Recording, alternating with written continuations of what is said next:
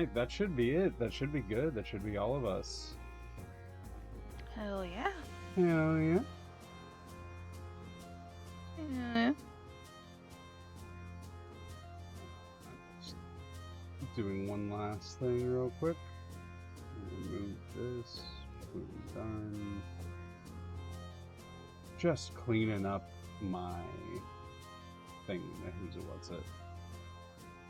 OBS, that's the word. Hello, for folks. Oh, you know, can you tell it's been a while since we've done this? Because I have to fix all the little adjustments and everything.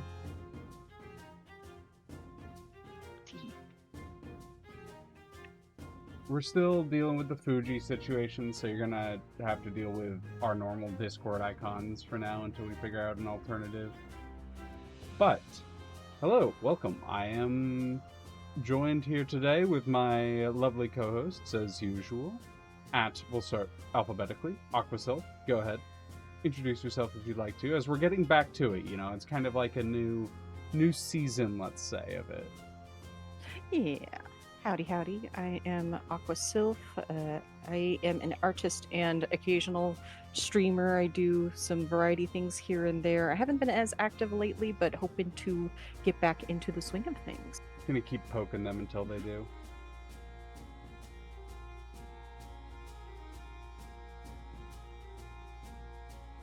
But yeah, that's Aqua. it. Aqua does amazing art. You should follow Aqua on all their socials at Aquasylph and catch them streaming whenever I make them do that. And secondly, we have that Key Inc. Ray. Hello. Want to introduce yourself? Say hello. Hello, I am Ray, also known as Key Inc. and Keyligraphy Inc. on various platforms. I am an illustrator and graphic designer freelancer who is a part-time comic assistant for Suitor Armor. I play a lot of nerdy D&D games, and I occasionally stream when I find the chance or energy to do so. Oh yeah. So, yeah. Which they should also do it more often, but that's a whole other thing. I definitely should. 100%. You definitely should. Like, absolutely should stream more often. But you were streaming some Pilksong there for a little bit. Yeah, I was streaming some Pilksong till I got, like, ridiculously busy for the last stretch of Suitor Armor, and then I just... Ever so mildly burnt out on it. Yeah, got a little burnt out, but I feel like I would be recovered relatively soon. It's a hard game. It's a good hard game. I enjoy it. I'm excited to get into it. But yeah, and lastly, if you're here, you know who I am. I'm at Amusing Thalia on socials and stuff. I do T.R.P.G stuff. I guess I also do Deltarune, but like that's a different thing. But yeah, I am here joined by my lovely co-hosts. Yeah, fair enough, babe. I know you have no idea who I am. At some point, I need to figure out how to add chat to the screen. Most people do that, and I need to do that, but I haven't done that. So, you know, that's a whole other thing I gotta figure out at some point. But, I like butts. We're getting back into it, getting back into the flow, getting back into the swing, and we're starting off with a system that I have actually wanted to try out for quite some time. And we'll probably end up running here at some point, the Dungeon World system. I am a massive fan of Apocalypse World and Powered by the Apocalypse systems. One of my favorite systems to run Monster of the Week is really just an Apocalypse system knockoff, and this is their fantasy version.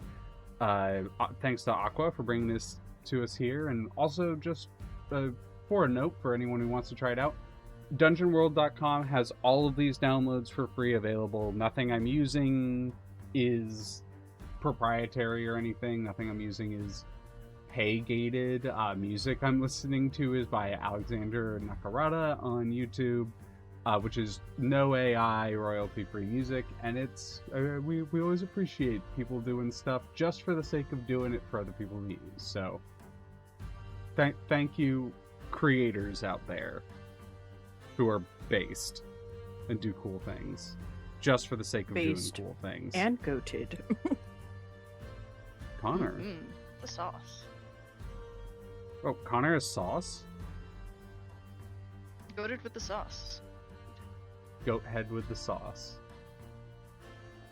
But yeah, Aqua, do you have an idea of how you want to get into it? Otherwise, I figured we would just scroll down Dungeon World and take a look at the classes, kind of go into how the system works again.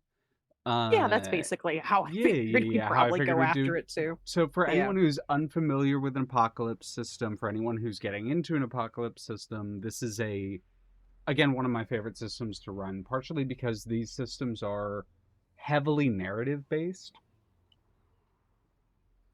They rely much more on collaborative storytelling and group decision making and just making interesting character and story decisions more so than like mechanical benefit or like the wargaming side of things. It comes back to that whole like idea or concept that there are really two kinds of RPGs: old school revival and apocalypse systems. And old school revival are going to be things like war games like Lancer, or like D&D is old school revival because D&D is like the classic old school, and those systems are based in like a whole war game mentality where you're like tactically on the battlefield and you're moving around and you have combat abilities and that kind of thing.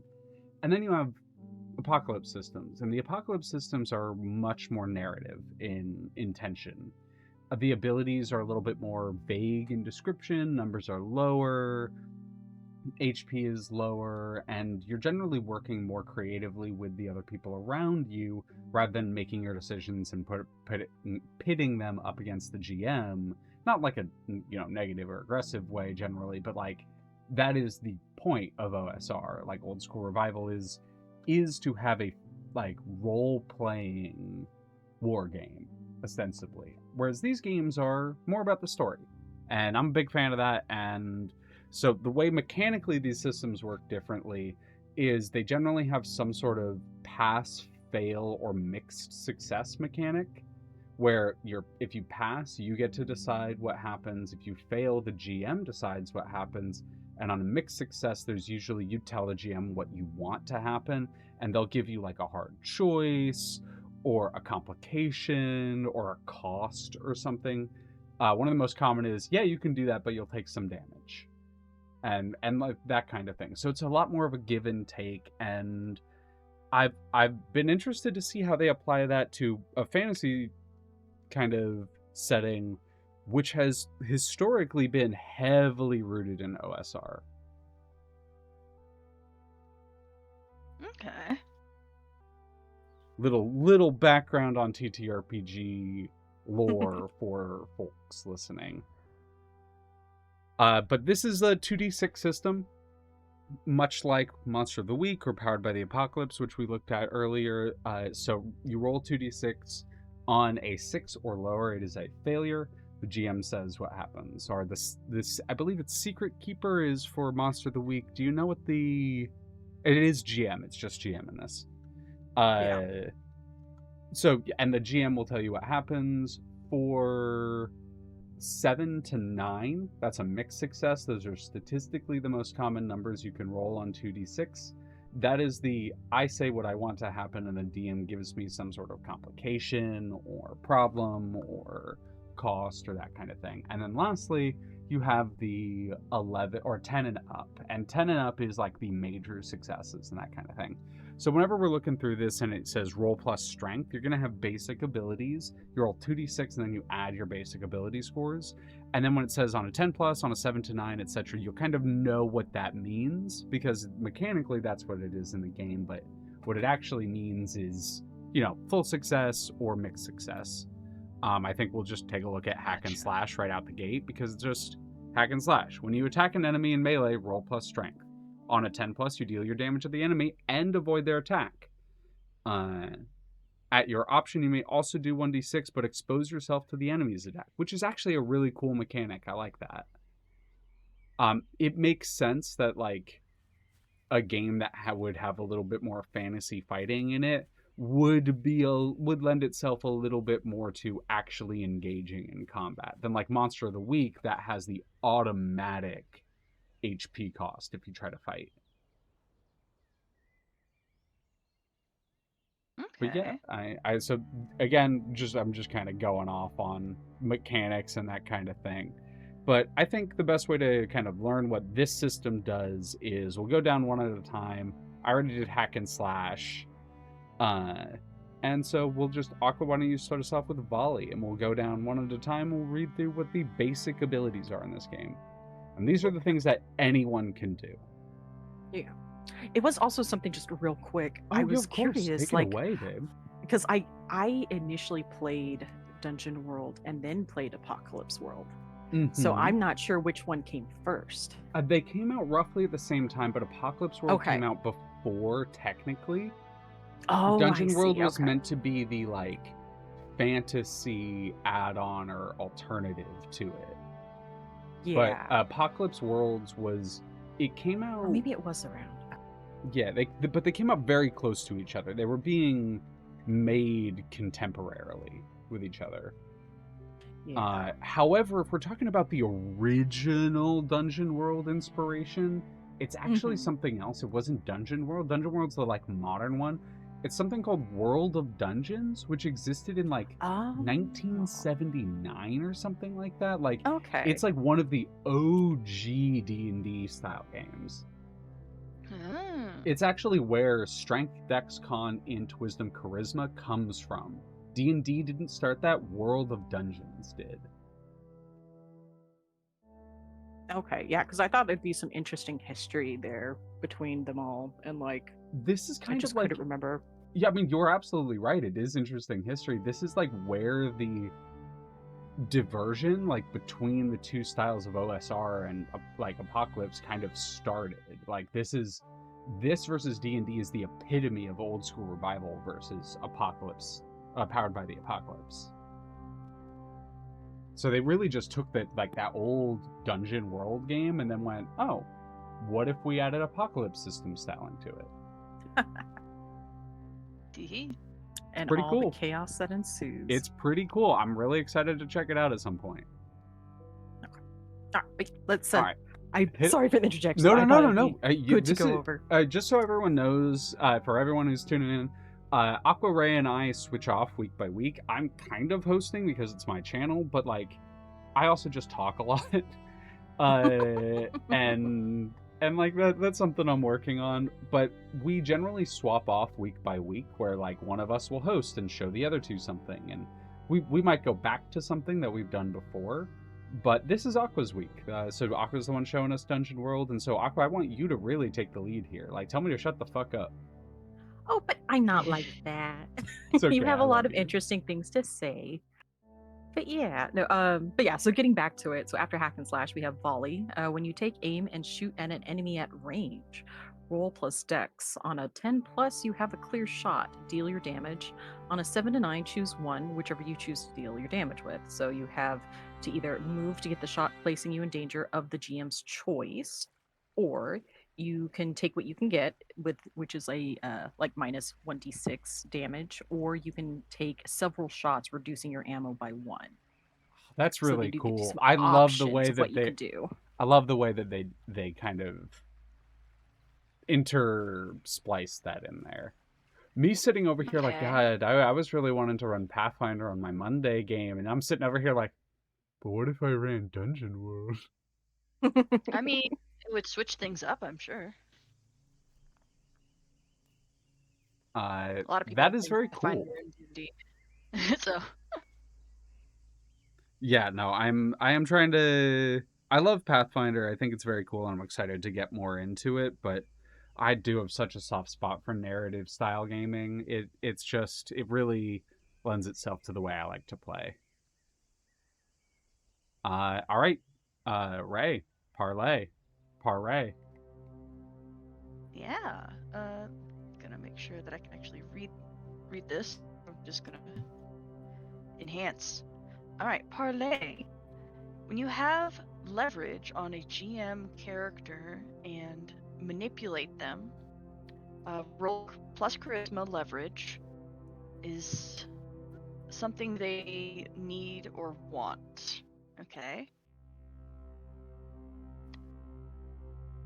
So Oh, from roll what I plus can, charisma leverage. Sorry, I didn't see the period yeah. there. So from what And I then can tell, this leverage is is like something they need or want. manipulate. Okay. Like it, because we've done Monster of the Week. This seems like the manipulate. Like this is the deal with someone in some way. This is the Yeah, this it isn't yeah. object manipulation. This is another. This is a like more verbal manipulation. Okay. On a hit, they ask you for something and do it if you make them a promise first. On a 7, they need some assurance of your promise right now. Yeah, concrete assurance of your promise, right? That it is very similar to the Monster of the Week manipulate someone, and that makes a lot of sense. It's a very, very good mechanic. And yeah, no, it makes a lot of sense. I like how they have that function.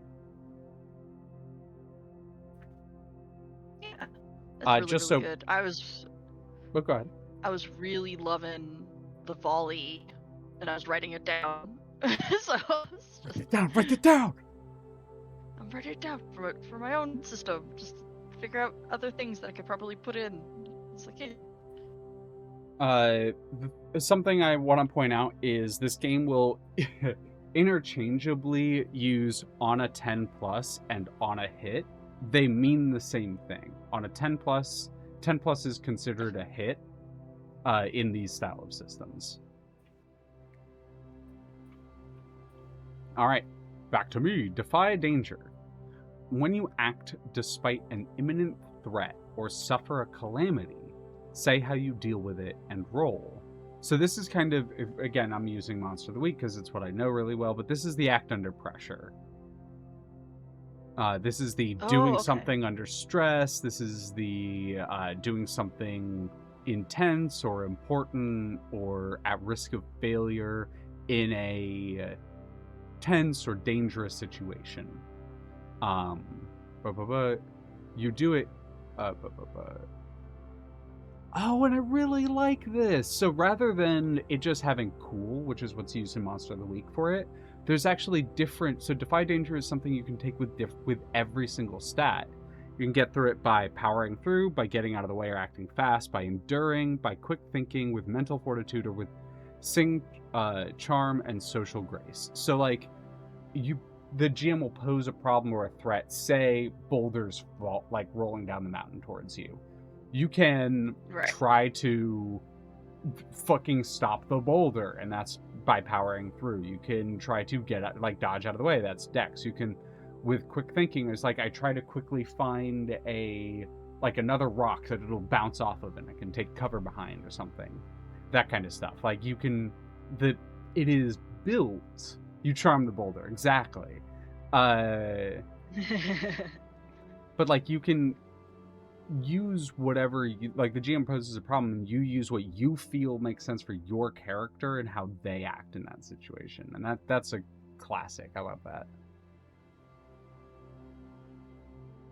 On a 10 plus, awesome. You do what you set out to. The threat doesn't come to bear. On a 7 to 9, you stumble, hesitate, or flinch. The GM will offer you a worse outcome, hard bargain, or ugly choice. Yummy, yummy, yummy, yummy. Yeah, I love that. It gives people more autonomy to like do it in their flavor. Yeah. They rather have than more like agency. You have to be strong in order to do this one skill. It's like no. You can do it in this myriad of ways. I mean, it's something I do in D&D kind of already as a GM. Is I will most often have the like you can do this or you can do this. Like I very rarely will say you can for a check. I'll very rarely say it is this skill. I'll usually be like it's this skill or this skill, or you can apply this skill in these different ways. That kind of thing. And I like it's nice when I don't have to add that. It's nice when the mechanics are just kind of in there already. Yeah, that's always nice to like not need to add that. Because that is the thing, is like 5e, a lot of people use 5e because they're very familiar with it, but like people don't realize quite how many house rules people are operating within those games. Yeah.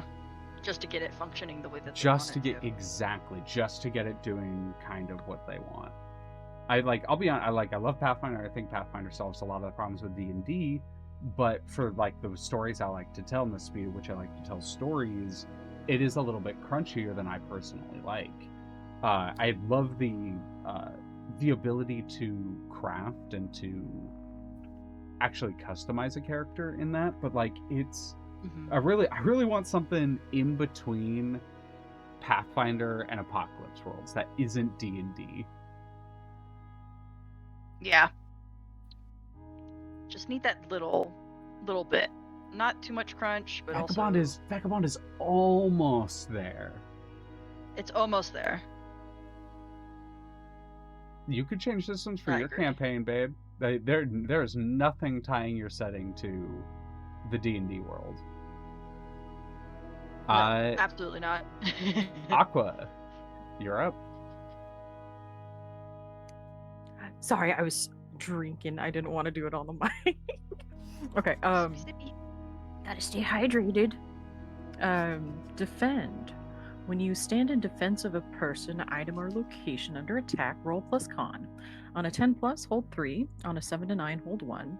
So long as you stand in defense, when you or the thing you defend is attacked, you may spend hold, 1 for 1, to choose an option, such as redirect an attack from the thing you defend to yourself, have the attack's effect or damage, open up the attacker to an ally, giving that ally a +1 forward against the attacker, or to deal damage to the attacker equal to your level. That's cool. Dang.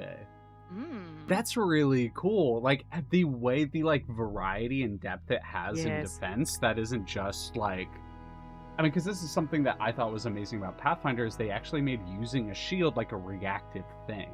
Like you have to raise your shield to get the AC, and then you have to use a reaction to actually like eat a hit with it. And I think that's like a really cool mechanic because like having interactive defense is very fun for a lot of people. And it's something that like I think Ray, you were the one trying out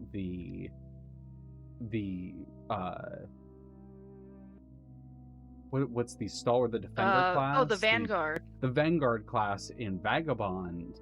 And that was something I remember you specifically noting that you liked. You were like, yeah, the fact that as a reaction I can do something defensive was really cool. This is another thing where it's just built into the defend mechanic. It isn't even tied to a class. Yeah, exactly. And I think really a really cool way of doing it because even as like certain classes, you want to do very particular things. You're not going to always be defending, but having the option to use defend feels like a lot of player agency is in this. And most systems usually have defend do one of the three, right? Redirect, reduce damage, or like open up the enemy, right? Like, and those are like flanking or like very specific mechanics from classes and that kind of thing. But the fact is, in this, if you spec yourself for defense, which is Constitution, you can do these based on the situation. And it doesn't tie to the class. I really like that. And this is something I love about the Apocalypse systems is they tie mechanics to the abilities, not the classes. And then the classes, that's where they reserve the like unique shit for.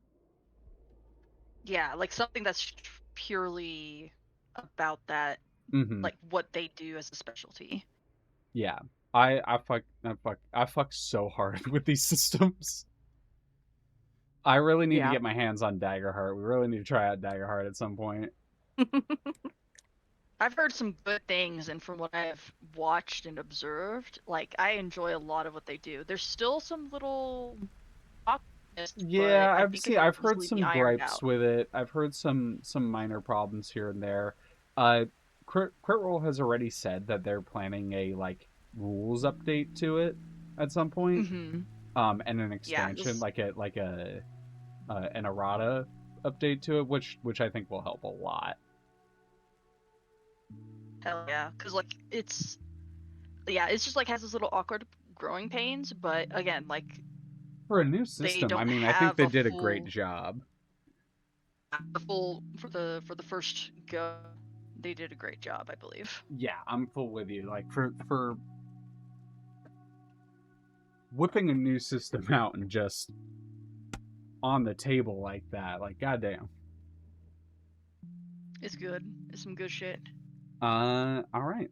Ray, discern realities.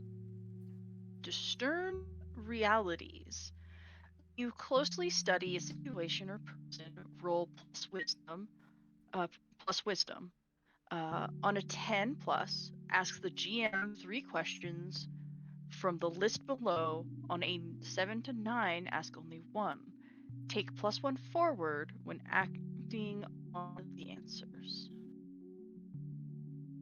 And this is something from the Apocalypse series that I absolutely love.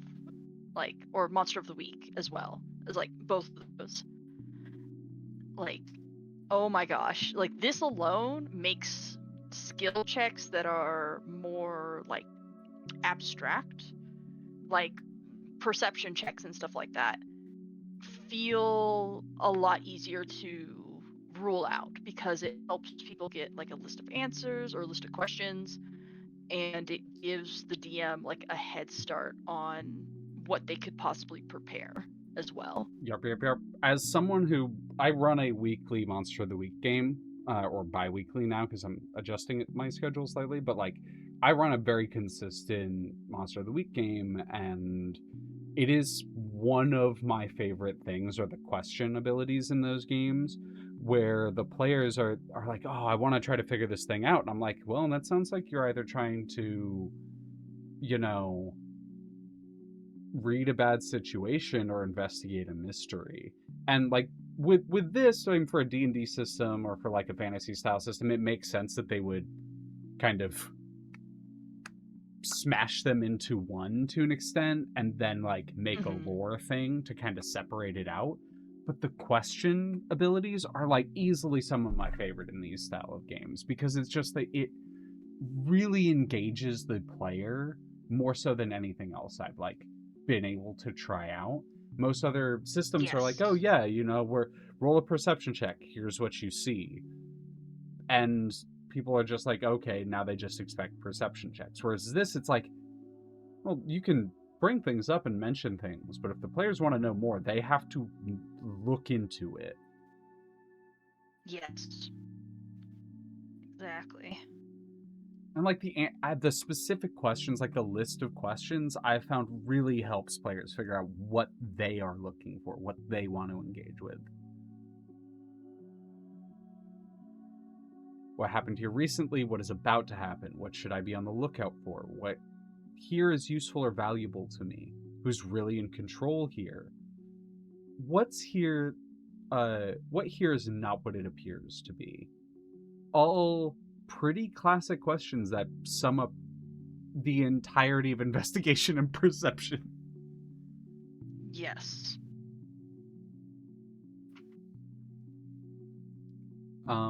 Spout lore. When you consult your accumulated knowledge about something, roll plus int. On a 10 plus, the GM will tell you something interesting and useful about the subject relevant to your situation. On a 7 to 9, the GM will only tell you something interesting. It's on you to make it useful. Ooh. Ooh. Interesting.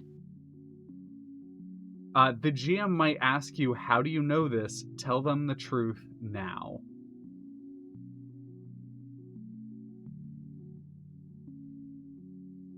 So if a player is That like, is oh so yeah, I fascinating. want to know about this thing, or I feel like I would know about this thing, and it's like, okay, roll.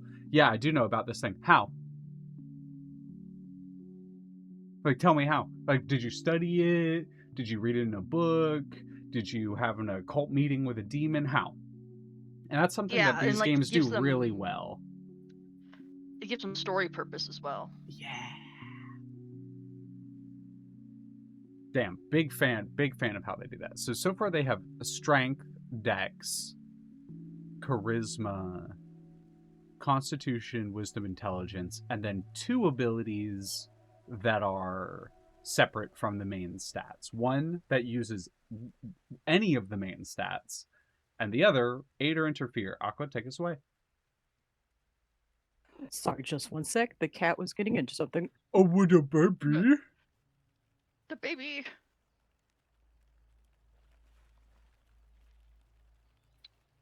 Oh, so good. Okay.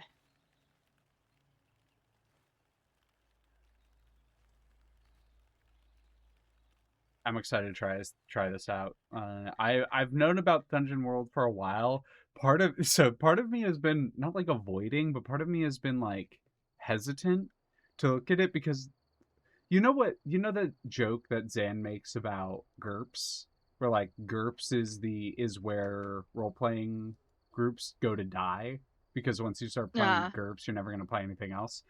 I'm worried this is my GURPS. Okay, back. I'm This is worried your that GURPS. once I pick up this game, I will never pick up another game. Oh no. You're gonna lose her. Because I love these systems so much. And I already feel so comfortable with Monster of the Week. It's just... Don't worry, Vaughn. I'm still gonna run Kane for y'all. Kane is a narrative system anyways, so it's already in my wheelhouse. Okay, sorry. We were at Aid or Interfere. Aid or Interfere, sorry. So when you help or hinder someone you have a bond with, roll plus bond with them. On a hit, they take +1 or -2, your choice. On a 7 to 9, you also exposed yourself to danger, retribution, or cost.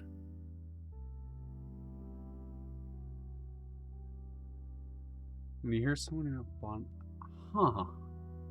So bond, I imagine this is gonna go in. They're gonna go into it a little bit because I assume the bond mechanic is gonna be kind of similar to the bond mechanic from Apocalypse Worlds. I just wonder if you have to fuck to get them in this one.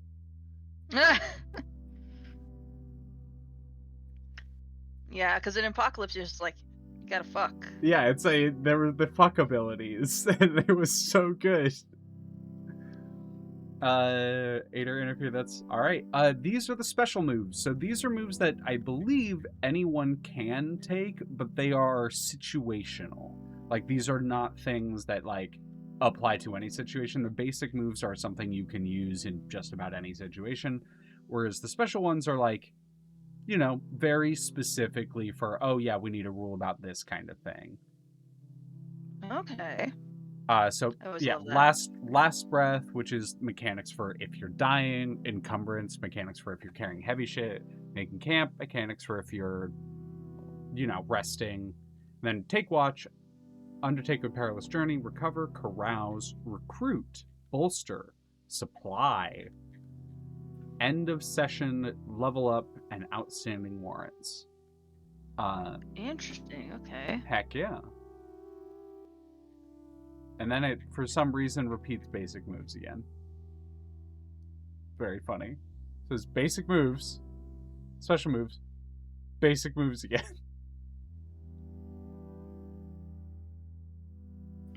Very silly. Very silly. Aqua, do you want to go through the special moves? Like asking just if I want to read them, or Yeah, just like we do we should? want to specifically like go through the mechanics of all of the special moves? Or is this are there special are there ones that you want to point out to us that are like really like pull your interest? So it has been years since I have touched this. So this Oh, is then really in a that case, refresher yeah, for me. let's go through the mechanics for the special moves one more time. Aqua, start us off. Okay, so on last breath, when you're dying, you catch a glimpse of what lies beyond the black gates of Death's kingdom. The GM will describe it. Then roll. Just roll, plus nothing. Yeah, Death doesn't care how tough or cool you are. On a 10 plus, you've cheated Death. You're in a bad spot, but you're still alive. On a 7 to 9, Death will offer you a bargain. Take it and stabilize, or refuse and pass beyond the black gates until whatever fate awaits you. On a miss, your fate is sealed. You're marked as Death's Own and you'll cross the threshold soon. The GM will tell you when. I always thought this was a really Oh, cool thing. I totally forgot about this stuff, and then reading it, I'm like, yummy. "Oh, yeah," because I Yummy remember Wait, mechanic right there. Yum, yum, yeah. what was that yum. last bit? I'm so sorry. What was that last bit? Oh, just, the GM will tell you when the threshold is, or Oh, You're okay. marked as yeah. Death Zone and you'll cross the threshold soon. The GM will tell you when. That way if you're a player and you're like, If "Oh, you my miss. player." Yeah. Yeah, if you miss. So let's say you're in like some, not quite the final battle, but you're leading up to the big climactic battle. And one of your players Right. hits their last breath and fails and dies before the big climactic battle. You don't have to Oh, kill okay, them okay. right there. You don't. Like, that's what it says. You're marked as Death Zone and you'll cross the threshold soon. You can mark your player with a symbol of death. You can bring them back as a revenant. You can, as a GM, when they fail that roll, you can just be like, okay, yeah, I'm going to have you live until the end of this final battle, and then you're dead. Because Death said so. Death thinks you're a cool dude. Or you have like some sort of fated purpose or that kind of thing. It really allows the DM to craft the narrative they want, not just kill a player outright.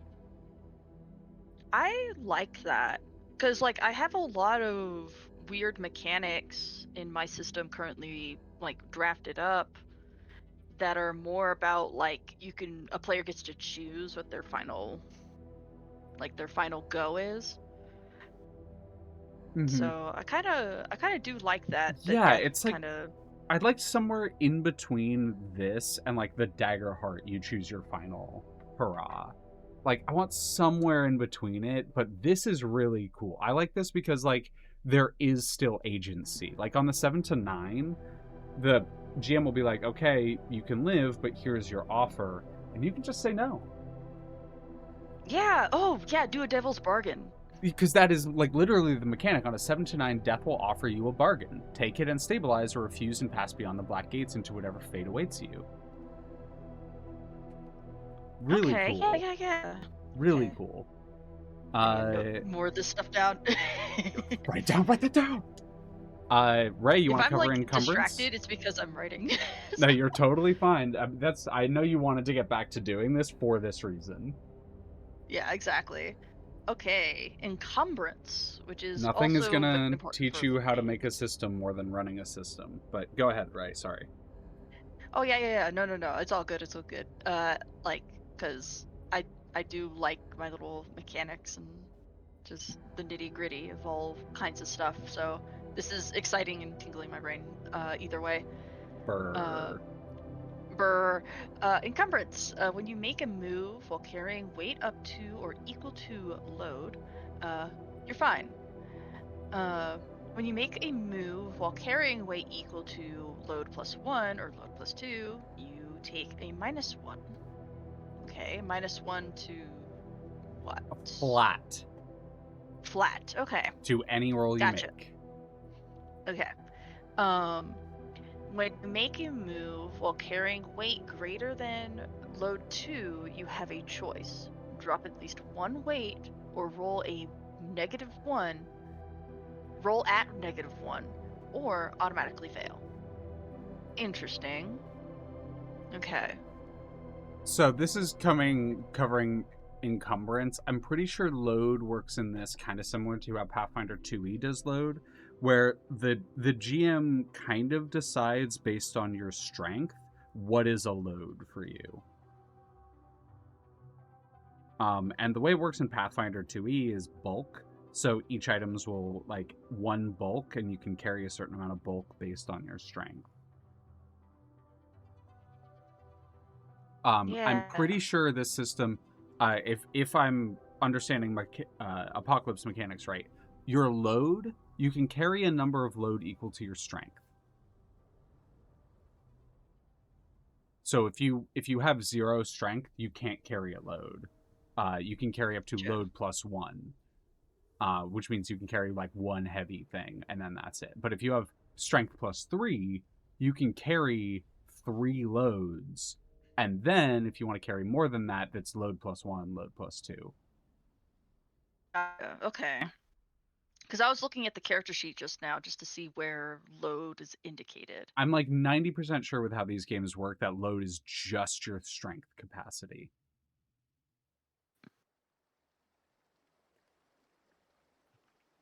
Make camp. When you settle in to rest, consume a ration.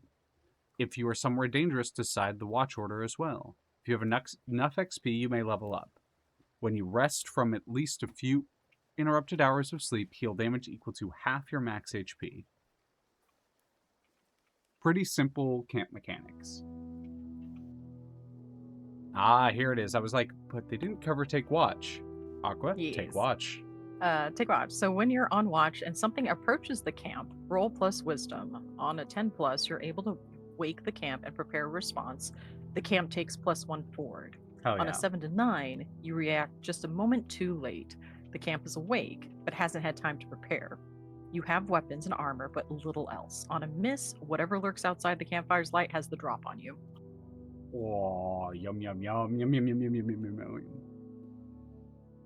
Okay. I really do feel like this does a lot of what Daggerheart was trying to do, but slightly better. But I also can tell that Daggerheart took a lot of inspiration from this. Yes. Bolster.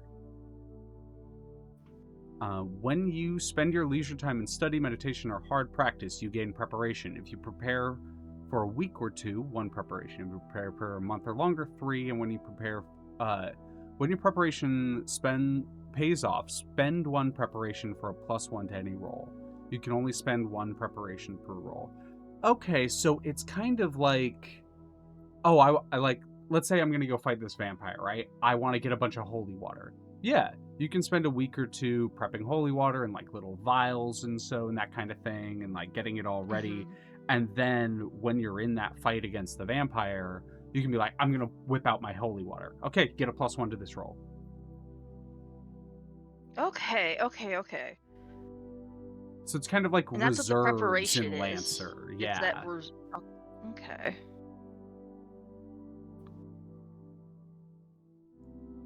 They're just like kind of nebulous, so they're much more like, okay, you tell me what you want your reserve to be, what you are doing to prepare for this fight or battle or monster or whatever. Okay. Because like that's something that also I've been like, okay, so for inventory management kind of stuff, right? Mm-hmm.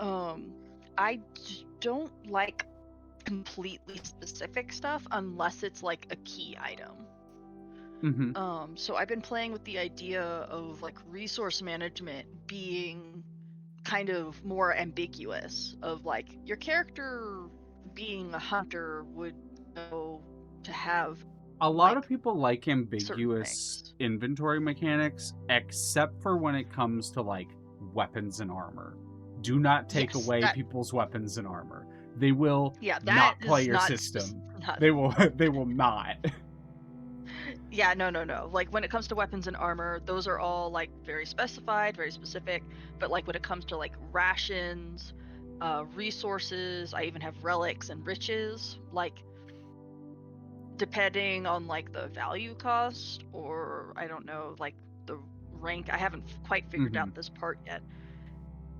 You can actually just pull out of your bag the exact thing that your character Oh, so would kind make of story correct. like, yeah, so kind of like how Blades in the Dark does inventory, where you have a certain number of like cards you can use and be Tools like, or oh, I have something. this, oh, I have this, oh, I have this, and you have a certain number of those in a mission that you can do before you run out, and you're like, that's all the equipment I brought with me.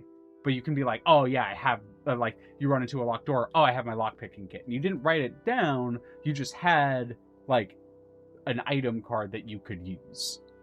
Yeah. It's kind of similar. Supply, I think, is going to go into inventory a little bit more. Reading on Bolster again slightly, it also seems to be the anime training arc. The like, I'm like doing push-ups under a waterfall to prepare for this battle against this hard enemy kind of thing. Hell yeah. Like exactly. Like cuz the inventory part kind of, well, your example really made me spark that inspiration. But yeah, Boaster definitely appears to be like that full on like preparation stage. Mm-hmm. Well, going into supply, when you go to buy something with money on hand, if it's something readily available in the settlement you're in, you can buy it at market price. If it's something special beyond what's normally available here or non-mundane, roll plus charisma. On a 10 plus, you find what you're looking for at a fair price. On a 7 to 9, you'll have to pay more or settle for something similar. Nice, quick, easy way to do that kind of thing. Yeah. Very, very easy peasy. Cuts down on having to prep shops. Which, like, I love a good shopkeep NPC, but, like, not every town needs a good shopkeep NPC, if you get what I mean. Like, you don't Yeah, need like it's 10 just like if it's just like a standard really dude. like Yeah, like a intricate... trader or something. Yeah, like... exactly. You don't need 10 really intricate backstories for the traders and how they operate in the local area. Yeah. All right, Aqua, undertake a perilous journey. Okay. When you travel through hostile territory, choose one member of the party to act as trailblazer, one to scout ahead, and one to be quartermaster. The same character cannot have two jobs. If you don't have enough party members or choose not to assign a job, treat that job as if it had rolled a 6. Each character with a job to do rolls plus wisdom.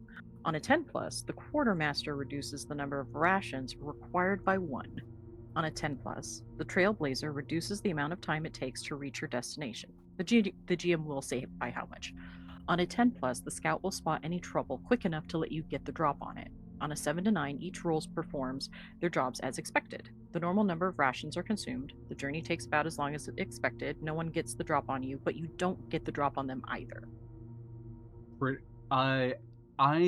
We haven't gotten into it with Ironsworn yet, but Ironsworn has very similar mechanics and very clearly took inspiration from this, which I don't think is a bad thing. One of my favorite D&D podcasts / like actual plays, which is High Rollers. It's the like big UK D&D group. Mark Humes uses this mechanic in his games a lot, and I really like this mechanic. It's been a while since I've run a like fantasy setting that did actual travel like that. I'm excited to do it again when I do get to that point. Recover. Recover. Recover. Okay, recover. When you do nothing but rest in comfort and safety. After a day of rest, you recover all of your HP. After 3 days of rest, you remove one debility of your choice.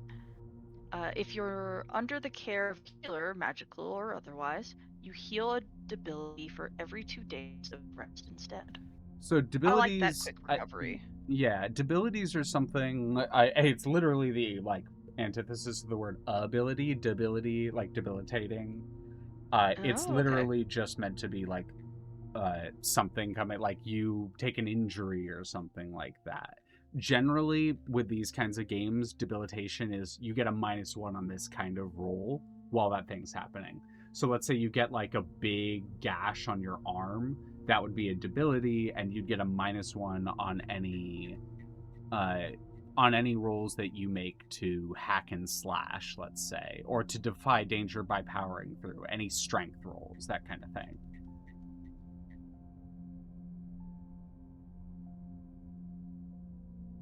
Generally, there isn't a more complicated mechanic than a plus or -1 in these games. Yeah, which I very much appreciate. And I've been using that as like little examples because it is easier to just add a +1 or +2 or +3.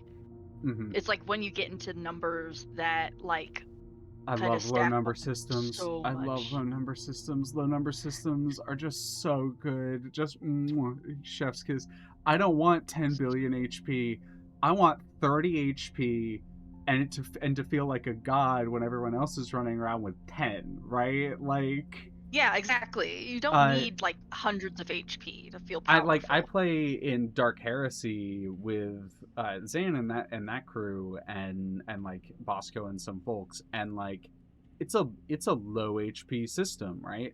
Like most of the people in the party are operating between 15 and 20 HP, and then like a couple of the other really tanky members are sitting around with like I think it's 21 and 22 HP respectively, and then my character is 25 and I feel like a fucking tank. Like I that 25 HP really makes you feel beefy in systems with low numbers. So like I really do prefer that kind of thing.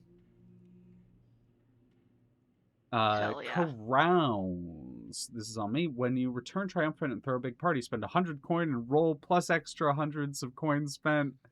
On a 10 plus, choose 3. On a 7 to 9, choose 1. On a miss, you still choose 1, but things get really out of hand.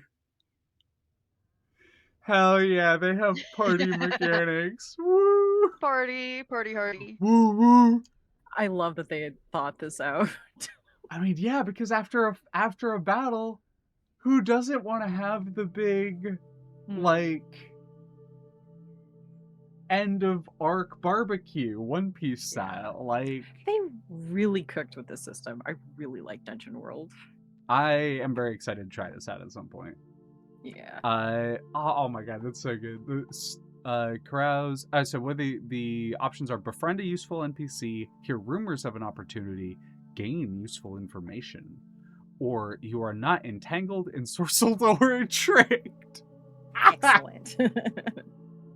That's just built you into the that mechanic. that's an option, but it's not included with the rest. Oh, that's so It's good. one or the other. Oh my gosh. Oh, all right, Aqua, recruit. All right. When you put out word that you're looking to hire help, roll. If you make it known that your pay is generous, take +1. What you're setting out to do, take +1. Or that they'll get a share of whatever you'll find, take a +1. If you have a useful reputation around these parts, take an additional +1. On a 10 plus, you've got your pick of a number of skilled applicants. Your choice is who you hire. No penalty for not taking them along. On a 7 to 9, you'll have to settle for someone close or turn them away. On a miss, someone influential and ill-suited declares that they'd like to come along, such as a foolhardy youth, a loose cannon, or a veiled enemy. Bring them and take the consequences or turn them away. If you turn away applicants, you take -1 forward to recruit. Yeah, I mean it makes sense. If you're too discerning, people aren't gonna want to do it. Yeah. I want a 25 youth with 30 years of experience. And you have to have a degree, but cannot have a degree.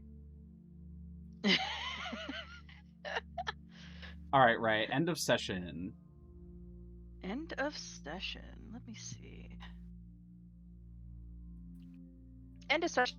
When you reach the end of a session, choose one of your bonds that you feel is resolved, completely explored, no longer relevant, or otherwise. Ask the player of the character you have the bond with if they agree. If they do, mark XP and write a new bond with whomever you wish. Once the bond has been updated, look at your alignment. If you fulfill that alignment at least once this session, mark XP. Then answer these 3 questions as a group. Did we learn something new and important about the world? Did we overcome a notable monster or enemy? Did we loot a memorable treasure? For each yes, everyone marks XP. Hell yeah. I imagine we're going to get into the bonds a little bit more when we get to the actual classes. This is very similar to level mechanics in a lot of these style of systems, and there's nothing wrong with that. They're really good. I think the bonds are gonna. I'm really excited to kind of see what the bonds are like in this system. Yeah, same. I think this is a really great way of lining out for people who are new to tabletop systems, as well as Mm-hmm. DMs who aren't sure about how to distribute XP if they are doing that kind of system. Yep. I think this is a Yeah. really great thing to just have in general for all systems So of like. this is actually what inspired. So for my personal D&D games, I run what's called milestone experience, which is you have a certain number of experience boxes you have to tick per level, and when you tick them, I fill that in. Like when you do something milestone-y, kind of like this, like when you uncover a monster, when you finish a quest line, when you interact with a specific NPC, you get a little XP box marked. And then when you fill up that box, you level up. And that's literally what this system is. I homebrew it into D&D because I prefer it, because that's like I don't have it in the system already, but it's built into this system.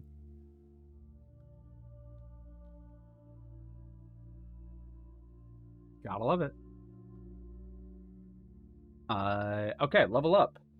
When you have downtime, hours or days, and XP equal to or greater than your current level plus 7. Okay, so it actually has scaling experience. That's actually my biggest complaint with Monster of the Week, is the experience is the same no matter what level you are. So sometimes it can really feel like you are snowballing levels in that game. But with this, you subtract your current level plus 7 from your XP. Increase your level by 1. And then choose a new advanced move from your class. If you're the wizard, you also get to add a new spell to your spell book. Choose one of your stats to increase it by 1. This may change the modifier. Note that changing your constitution increases your maximum and current HP ability scores can't go higher than 18. Interesting. Got it. So this actually runs the like old D&D style stat system, which I think is kind of interesting.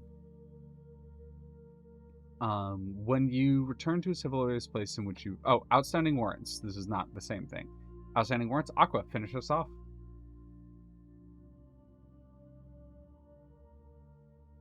All right. When you return to a civilized place in which you've caused trouble before, roll plus charisma. On a hit, word has spread of your deeds and everyone recognizes you. On a 7 to 9, that and the GM chooses a complication. The local constabulary has a warrant out for your arrest. Someone has put a price on your head, or someone important to you has been put in a bad spot as a result of your actions. Damn. I have a drafted notes of reputation Yeah. Built-in for my system. consequences for actions? Yes, please. Thank you. I have it for like, if you are doing some shenanigans in the town, people will notice, and depending on what rumors are spread, which like the city itself kind of has its own little charisma stat block kind of thing in the drafts. I don't know if it will stick or not, but basically it rolls against your charisma and stuff like that.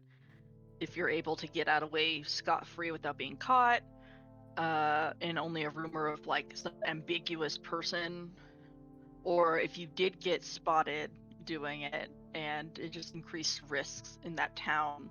And I like that this has outstanding warrants. It's something that I feel gives more life to a world of like it's like consequences to actions, but in a more realistic way, in that sense, and more fun fantasy way. Sorry. Oh, interesting. Okay. Well, I am very excited to actually look into the classes a little bit more and fucks with these and see what they got going. We're gonna take a quick break for ads so that we don't have incoming ads and that kind of thing.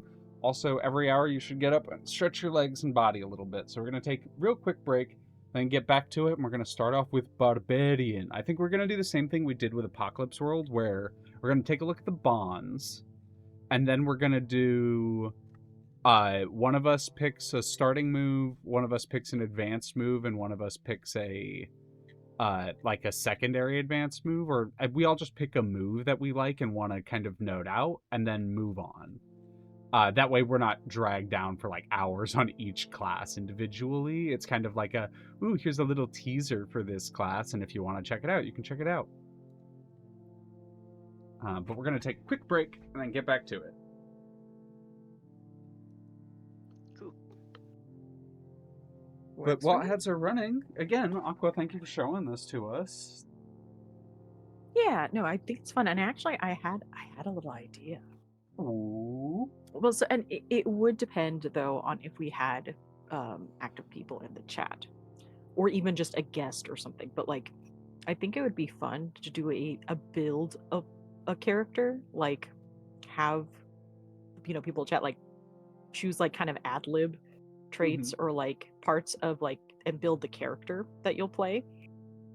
I think that Kinda would be thing. really fun. We'll see if we have time at the end of looking at all the classes, because I want to make it through all the classes first, and then I know you have Oh yeah, no, raid. I don't mean like today. Oh, I okay, mean got it. like Like I mean next like time. something in the future. Something in Got the it, yeah. future. I mean, we kind of did that with, not like did that exactly, but we did Vagabond, where we did a one-shot, like where we came back to the system and did a one-shot with it, that Ray ran, so like we can absolutely do that with this, and I would be definitely down to have chat pick our classes for us. Well, no, not just that. I mean, the parts of the class, like, okay, what kind of flaw should I have? Or Oh, I know. Like, sorry, I meant or like that kind of thing. build the class for us. Yeah, build the character for us. But anyway, that was just a little thought. No, I think you have great thoughts, Aqua. If she breaks. Have a hydrate, stretch, potty break. I'm nomming on some peanut butter and crackers. So.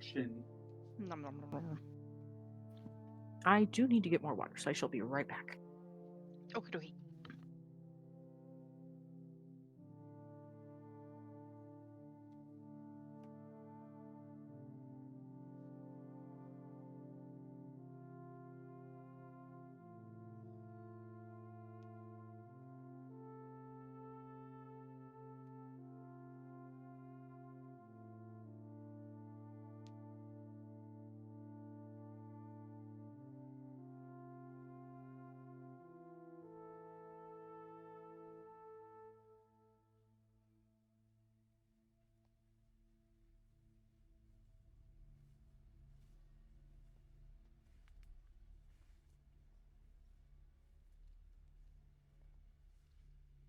One of my favorite artists did my biggest weakness, which is a plushie giveaway. Not plushie giveaway, but like a plushie fundraiser for like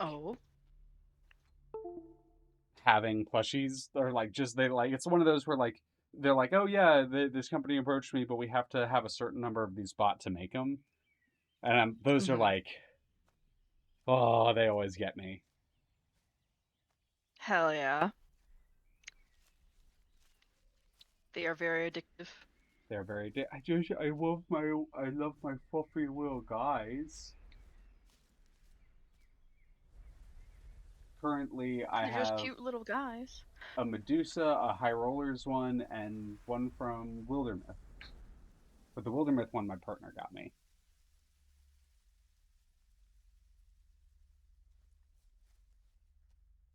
He's so cute. He's little water spirit.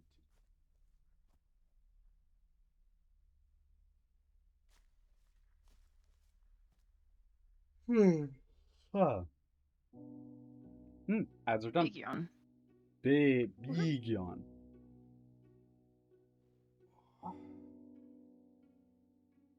Which campaign of High Rollers? Well, I have watched them all, but this is the plushie that they did for Erois, not Althea.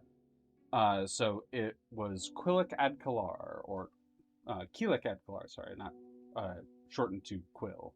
So that is the bird boy. Birdie.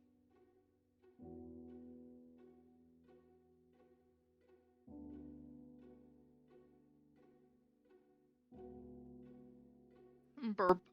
Burb. Burp's the word. One of the players played a Aarakocra cleric, and it was a cool character.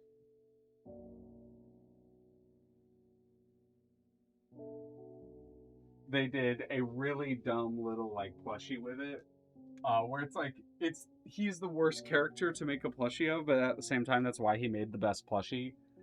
He's missing a wing, and he has these dopey little legs. And he's also missing an eye, so they had to like embroider a cute little like storm look onto the eye. Oh, It's okay. really cute. aw. Oh, the early cowboy bit. Does that mean you actually know what brookstoning is, Vaughn? Because I love to brookstone my players, and I use brookstoning a lot, but no one knows what the fuck I'm talking about when I say I brookstone someone.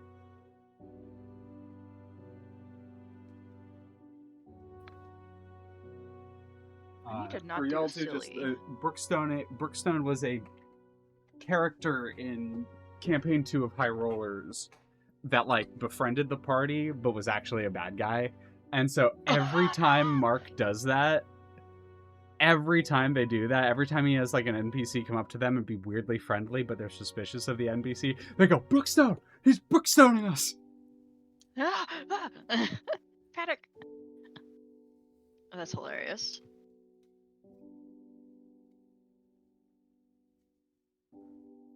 Alrighty. I am back. You are back.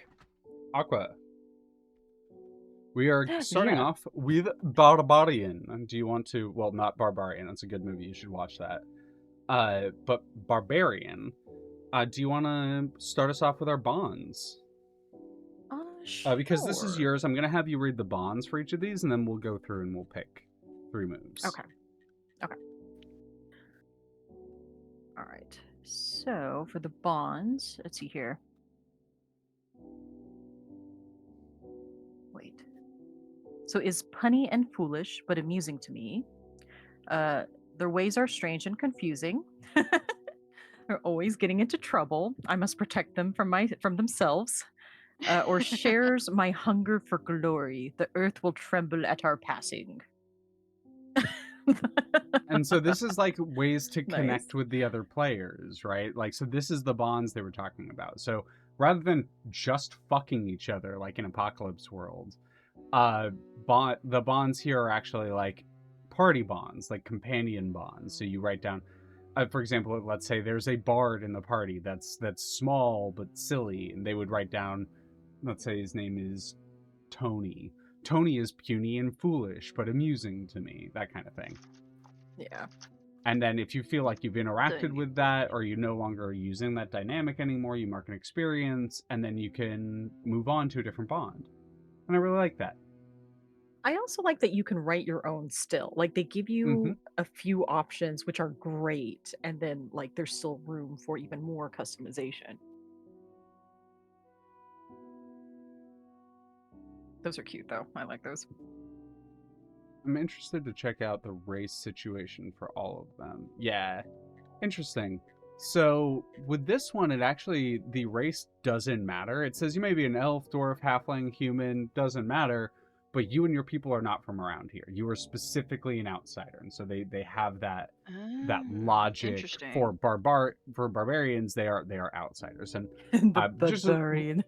Barbarian is a great movie, but I think this actually harkens back. There's a little bit, tiny little history lesson for y'all. This harkens back to Rome and Roman centralization, which is a historical concept that basically plunges most historical understanding and or historical fantasy or context into the perspective of someone from Rome or the Roman Empire in general, which tends to inform a lot of fantasy and or history and or writing tropes. And for Rome, the barbarians were the Northmen.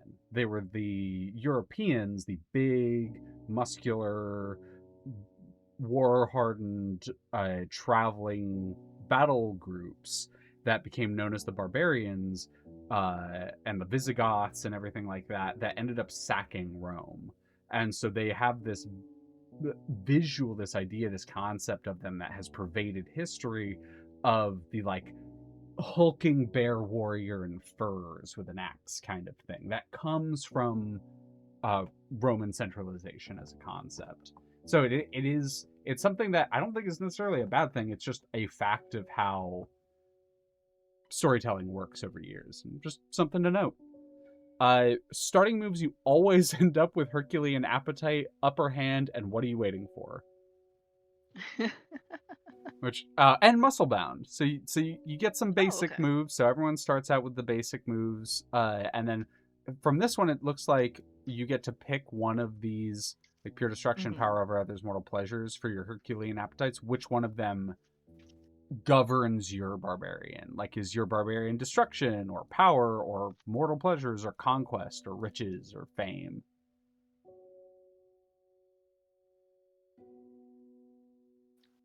That is really cool. I kind of like that because like then you Mhm. can create your own subclass basically. Get Yeah. to pick what kind of armor you wear. You plate barbarian, or you unencumbered, unharmed. Yeah. So long as you're below your load and neither wear armor nor carry a shield, take +1 armor. I like that. Nice. Yeah. All right. Aqua, pick us an advanced move that you wanna show off, showcase. My love for you is like a truck. Yes, Oh my god. Berserker. Are you want to When- making fuck Berserker?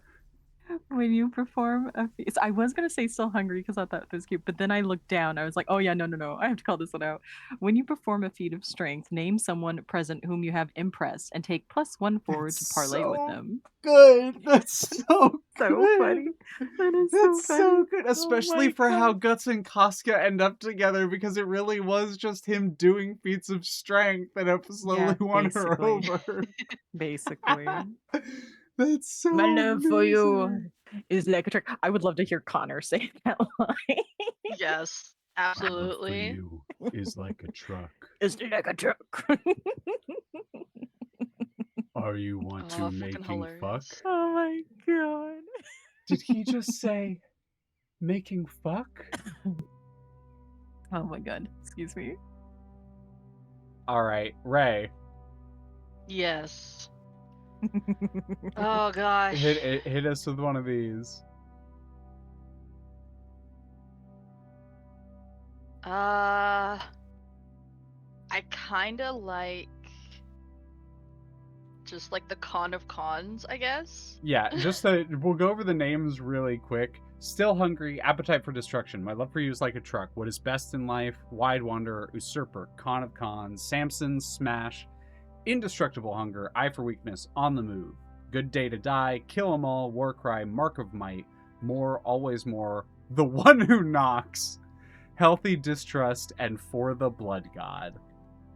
You know Con what? of I'm gonna go cons. for the blood god. Oh yeah, I'm for the blood sorry. god. Show us off. Read us. All right. You are Initiated. you are initiated in the old ways, the ways of sacrifice. Choose something your gods or an ancestor spirit or a totem, etc. Your god values, gold, blood, bones, whatever you like. When you sacrifice those things as per your rites and rituals, roll plus wisdom. On a 10 plus, the GM will grant you insight on your current trouble or a boon to help you. On a 7 and 9, the sacrifice is not enough for your gods to take of your flesh as well, but still grant you some insight or boon. On a miss, you earn their ire of the fickle spirits. I like that they gave the barbarian a utility one. Like, so if you want to actually like be useful out of combat, like there are options you can take.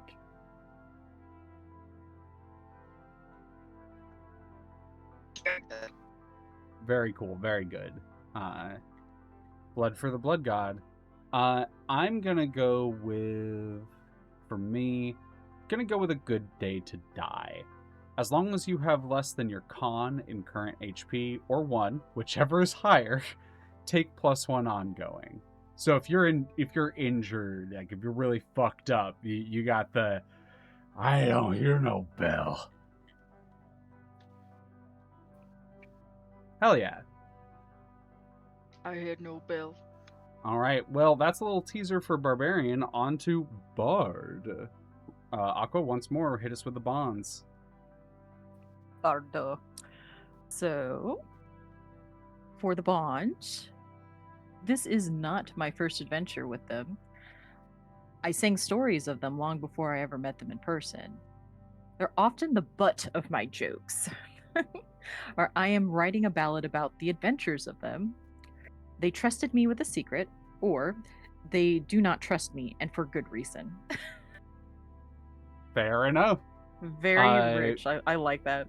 Elf, human, or write in your own for a bard.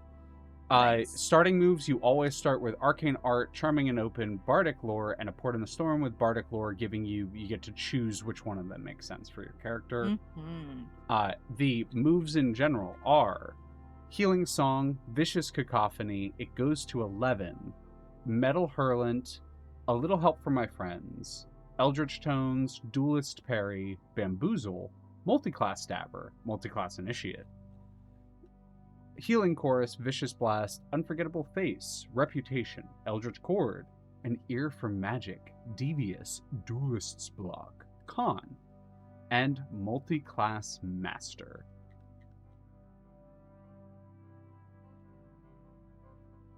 Ray, what do you, or not Ray, Aqua, what do you want to show off? Then Ray. So couldn't decide between Bamboozle or Multiclass Master because I love multi-class stuff.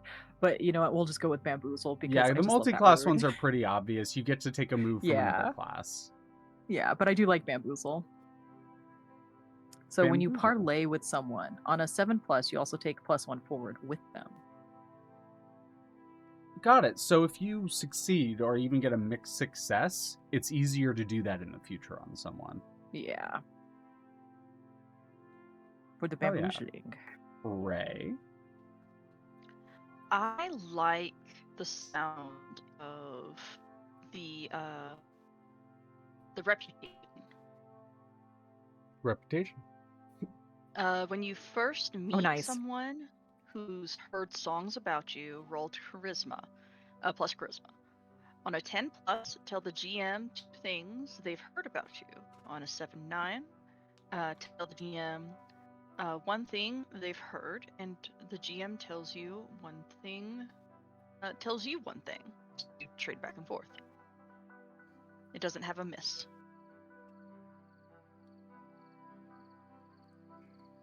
I mean, the miss on there is pretty obvious. They have no idea who the fuck you are. Yeah, true. Or in this case, I would potentially have them not believe that you are the person that they are thinking of. Yeah. Which is another really fun trope. I'm gonna go with It Goes to 11. When you unleash a crazed performance, a righteous lute solo, a mighty brass blast, maybe, choose the target that can hear you and roll charisma. On a 10+, the target attacks their nearest ally in range. On a 7-9, they attack their nearest ally, but you also draw their attention and ire.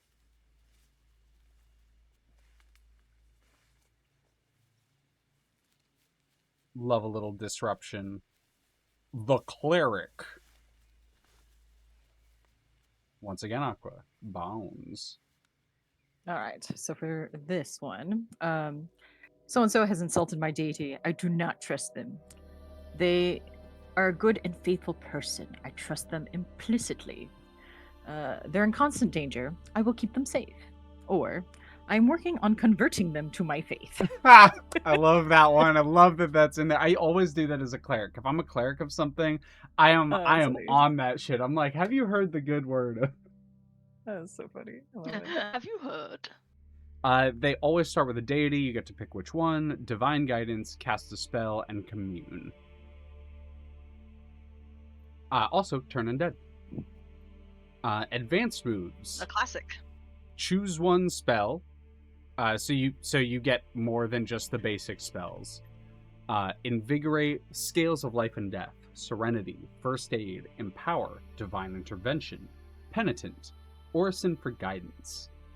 Orison means prayer, by the way. Divine Protection, and Devoted Healer. Whereas the advanced ones are Anointed, Apotheosis, Reaper, Providence, Divine Invincibility, Martyr, Divine Armor, Greater Empower, Greater First Aid, and Multiclass Dabbler. Hell yeah, it gets Multiclass Dabbler. Is Barbarian the... Oh, no. I want to see, is Barbarian the only one that doesn't get any multiclassing? Yeah. I think, yeah. I mean, like, no multiclassing for Beefy Barbarian. I mean, that is something I have noted, though, is that Barbarian players rarely multiclass.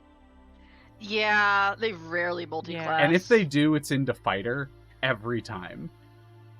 Yeah, so it's like, might as well just give them more fighter abilities than Mhm. just give them multi-class abilities. All right. Well, sorry, I just wanted to check what that was, but yeah, those are our cleric moves. What do you want to show off, Aqua? Let's see, for this one.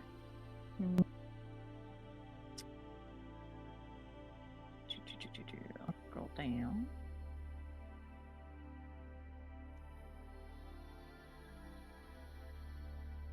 Oh, Divine Invincibility. So when you commune, you gain 2 hold and lose any hold you already had. Spend that hold when you or an ally takes damage to call on your deity, who intervenes with an appropriate manifestation. So, as an example, a sudden gust of wind, a lucky slip, a burst of light, and so forth. So Commune is one of the basic abilities, and this is like a advancement on the basic ability of Commune. Holding is something, a mechanic in these games where you basically get a number, and you are holding that number, and the holds do specific things depending on where you got the hold from. Most often holds are +1s, but this hold is different, and if it's different, it'll specify. Oh, I also really like Apotheosis, but if someone else wants to take that one, feel free. Ray, you're up.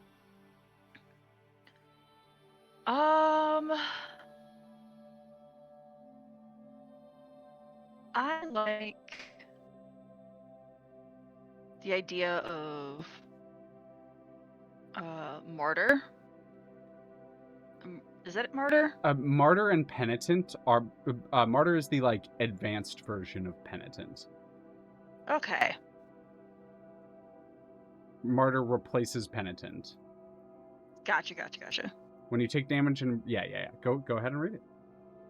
Oh, okay. When you take damage and embrace pain, you may take 1d4 damage, ignoring armor. If you do, take 1 forward to cast the spell and add your level to any damage done or healed by the spell. I love good sacrifice moves like that. I love a good sacrifice move like that. I was actually going to show off Penitent and Martyr, but because you didn't, because you did, I'll show off Apotheosis. Apotheosis, the first time you spend time in prayer as appropriate for your god after taking this move, choose a feature associated with your deity. Rending claws, wings of sapphire feathers, and all-seeing third eye. When you emerge from prayer, you permanently gain that physical feature. That's fucking cool. That is really awesome. That is fucking cool. Yeah. I love that. Damn. Then they have a bunch of really spells. Are a cleric. Rotes are things you gain automatically. These are your cantrips. Gotcha. First level spells, third level spells. They don't have second level spells. Fuck you. They actually just go every other level, so they're only odd level spells. So first, third, fifth, seventh, ninth. And you can cast them when you reach the equivalent level. Okay. So you can't cast third level spells until you hit third level.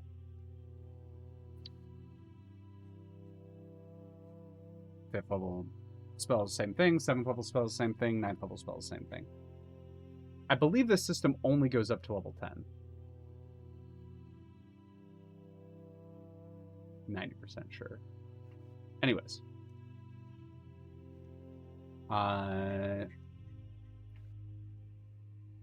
I would. How Those do you are. feel? Oh, go ahead. Just real quick, how do you feel about just getting spells at odd levels? Does it feel good, awkward? I like odd numbers, so for me, this makes brain go burr. Having avoiding the number 4 for me is perfect. Yes, thank you, thank the gods. This is so good. I Yeah. love it. But that is me specifically. I don't think that's something everyone would love, but I personally, because it's a truncated system, I think it works really well. Hell yeah. We were having Ray, or not Ray, Aqua read the bonds, but this is Druid. Ray, read the bonds. Oh, okay. Bonds for Druid. Fill in at least one with the name known. Okay. Smells more like prey than hunter. The spirit spoke to me of a great danger that follows blank. I have shown blank a secret right of the land. Blank has tasted my blood and I theirs. We are bound by it. Hot. Spooky. The difference in reaction. Spooky. Hot. Look, Yes. I consider spooky also hot, so it's just it could Fair have been enough. both. You know what? Fair enough. Every year, there are no less than 10 people across the world who are sacrificed in the woods as a result of witchcraft rituals. Not kidding, look it up. It be spooky bitches out there. That is not a past thing. That shit still happens. You I didn't always do it. start with. Oh, go ahead, Aqua. I didn't do it. Sorry, that was all I was thinking. I believe you. I can vouch It wasn't for you. I was Yeah. there. Aqua didn't do It it. wasn't me. Mm-mm. Born of the soil, and you get to pick which kind of soil. So, like, you get to choose what circle of druid you are: islands, earth, sea, etc. So Like that. for Ray already built in, you get your circle. You don't have to pick a circle like that, and it doesn't limit you. That Nature is sustained. brilliant. Spirit Yeah. tongue, you can auto speak with animals, period. You do auto get shapeshifter. It's like another thing that I've really had a big gripe with druids in general in all systems except this one so far is being able to speak with animals naturally. Like I feel like that should just come with the territory of being a druid. I fully agree. I'm personally of the opinion that shapeshifter shouldn't be a starting move. It should be a move you take. You don't. I agree with that. I am personally of the opinion that, like, so if I were running the system, I would say you can swap shapeshifter out with any of the advanced moves. I would personally allow that. Not the like 6 to 10 advanced moves, but the like 2 to 10 advanced moves. I would allow anyone to swap shapeshifter out for any of those if you feel like it didn't fit your druid. I think druids should absolutely have their power fantasy of turning into animals if you want it, but I know, me being one of them, there are people who want to play druids that don't turn into animals. Yes, exactly. It's like I also agree with that because yeah, like druid kind of got really shoehorned into the shapeshifter class because of D&D, and I really hate that because it limits a person's creativity by like, oh, I can only turn into beasts. And it's just like, Yeah. and it's like it really like kind of hampers it down and makes me a little sad.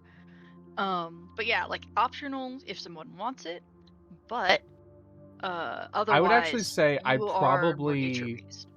Yeah, I'd probably say for sure the one I would recommend to swap out for is Elemental Mastery.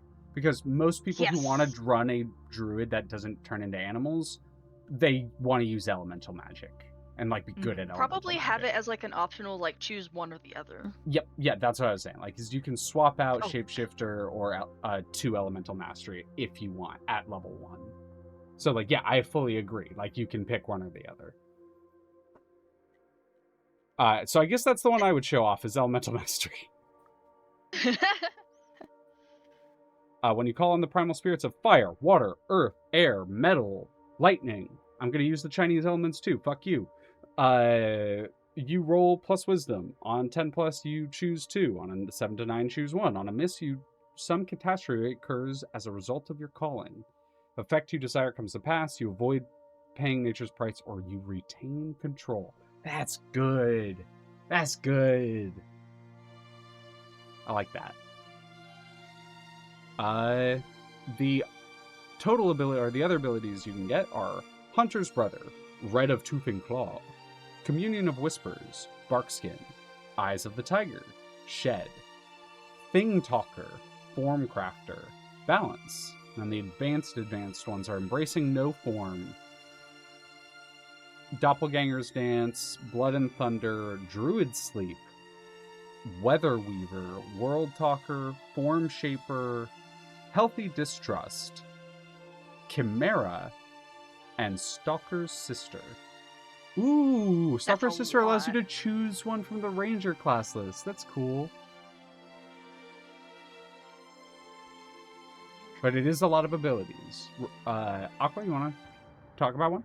So I really, really liked Druid. I had played a Druid back in the day. I don't remember exactly some of the stuff that I picked then, but like at least from the list, one of the ones that I really liked. Go down, scroll down a little bit. Chimera, I thought was cool. Read it off for us. So you can, when you shapeshift, you may create a merged form of up to 3 different shapes. You may be a bear with the wings of an eagle and the head of a ram, for example. Each feature will grant you a different move to make. Your chimera form follows the same rules as shapeshifter otherwise. That's really cool. I think if you're gonna do druid shapeshifting, this is how you should do it, with the like you can take moves that augment it, right? Because you can go for like shed and form crafter and that kind of thing. Yes. But it's not like limited. Anyone can be a moon druid without making a moon druid subclass. Exactly. It's like that's something that's like, hey, if you go for it, you're probably gonna full tilt into it anyway. Kind of like how people pick a barbarian and then just pick things that help barbarian more. It's just like most people who pick moon druid want a full tilt into moon druid. So it's just like, yeah, like having the option to do full chimera stuff is extremely like amazing. I really like how this system does multi-classing, because like bard you can multi-class into anything, barbarian you can't multi-class, and then you have like druid where you have one advanced and one special advance, like one early advance and one advanced move, Stalker's Sister and Hunter's Brother, which are ranger class multi-class. But it makes sense that the druid couldn't really multi-class into shit outside of ranger to me. Yes. Like, you still can lean into the martial side of things, but it's not your bread and butter. Yeah. Ray, is there one more thing you want to show off? Gosh. Because Chimera did, like, jump to me because of that exact reason. So, I'm gonna say...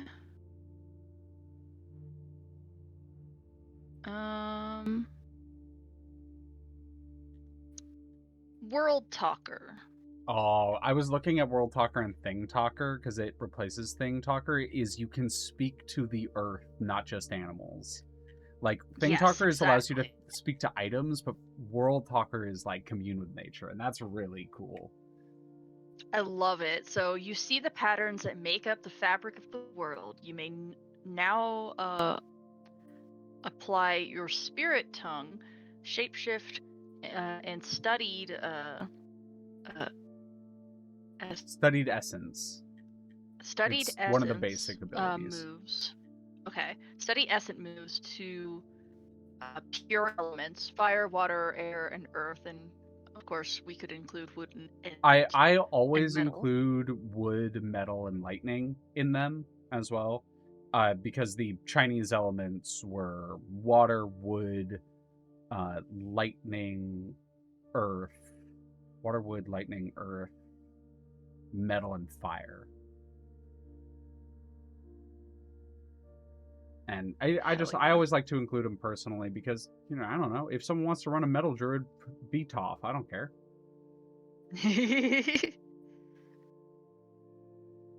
Just do it. Just do it. All right, back to Aqua with the fighter. Okay, for the fighter bonds, so-and-so owes me their life, whether they admit it or not. I like that last bit. I have sworn to protect them, or I worry about the ability of them to survive in the dungeon. And the last one, so-and-so is soft, but I will make them hard like me. Okay. Yeah. Sir, this is a Wendy's. Yeah, right. You start off with a signature weapon as a fighter, which I like, makes sense. Bend bar, and you get to pick it, etc. I really like how much customization you can fucking put on your basic weapon out the gate. That's so good as a fighter, makes sense. Bend bars, lift gates, armored. You ignore the clumsy tag on any armor you wear. That's cool. And then their advanced moves are Merciless, Heirloom, Improved Weapon, Blacksmith, Ironhide, Armor Mastery, Seeing Red, Interrogator, Scent of Blood, Multiclass Dabbler. Like that fighter can multiclass into whatever the fuck they want. Oh, nice, yeah. It makes sense to me. Bloodthirsty through Death's Eyes, Eye for Weaponry, Superior Warrior, Steelhide. Armored Perfection, Evil Eye, Taste of Blood, and then Multiclass Initiate. Aqua, what do you want to show off?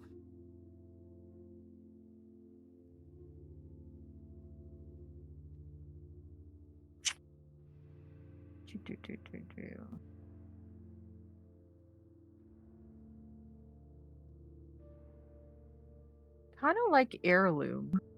Mm. When you consult the spirits that reside within your signature weapon, they will give you an insight relating to the current situation and might ask you some questions in return. Roll a plus charisma. On a plus 10, or a 10 plus rather, the GM will give you good detail. On a 7 to 9, the GM will give you an impression.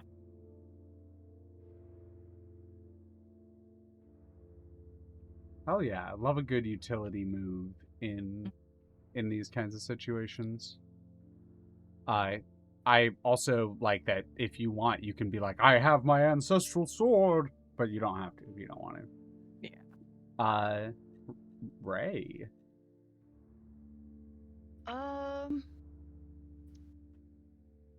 I think I'm gonna go with Evil Eye. I know it's the bigger version of Seeing Red, but this one has a little bit more text to it. Evil Eye, when you enter combat, roll Charisma. On a 10 plus, hold 2. On a 7 to 9, hold 1. Spend your hold to make eye contact with an NPC present, who freezes or flinches and can't act until you off. On a 6 or less, your enemy immediately identifies you as their biggest threat. That's really good. That's really cool. That's a very fun ability. I also, something I really like about this is there's usually one or two abilities within the list that apply that have a different stat application, like Charisma in Evil Eye. Or in Barbarian, they had the like Sacrifice for the Blood Gods one, and that one used Wisdom. And I think it is very I appreciate when they have that variety built into the class, so you can be like, yeah, I have a charismatic fighter. I want them to have abilities that they can use with charisma, even though I'm not playing a charisma class. Yeah. Big fan of that. I also think it's interesting because that one's off charisma, but it comes from the ability that is off of wisdom, which is Seeing Red. Discerning realities is wisdom. So if you want to play like a more mental style fighter, you can. Yeah. I would probably show off blacksmith. I think a lot of people who play fighters love the blacksmith fantasy of like I Mhm. forged my own weapon, and makes sense that it has it built in, and you can graft magical powers of a weapon onto your signature weapon. That is my jam. That is my. I want a weapon that I can like funnel other weapons into over the course of a game. Like, yes. Give me that shit. Straight up might play a fighter. Nice, nice, nice. If I ever get a chance to play this, straight up might play a fighter.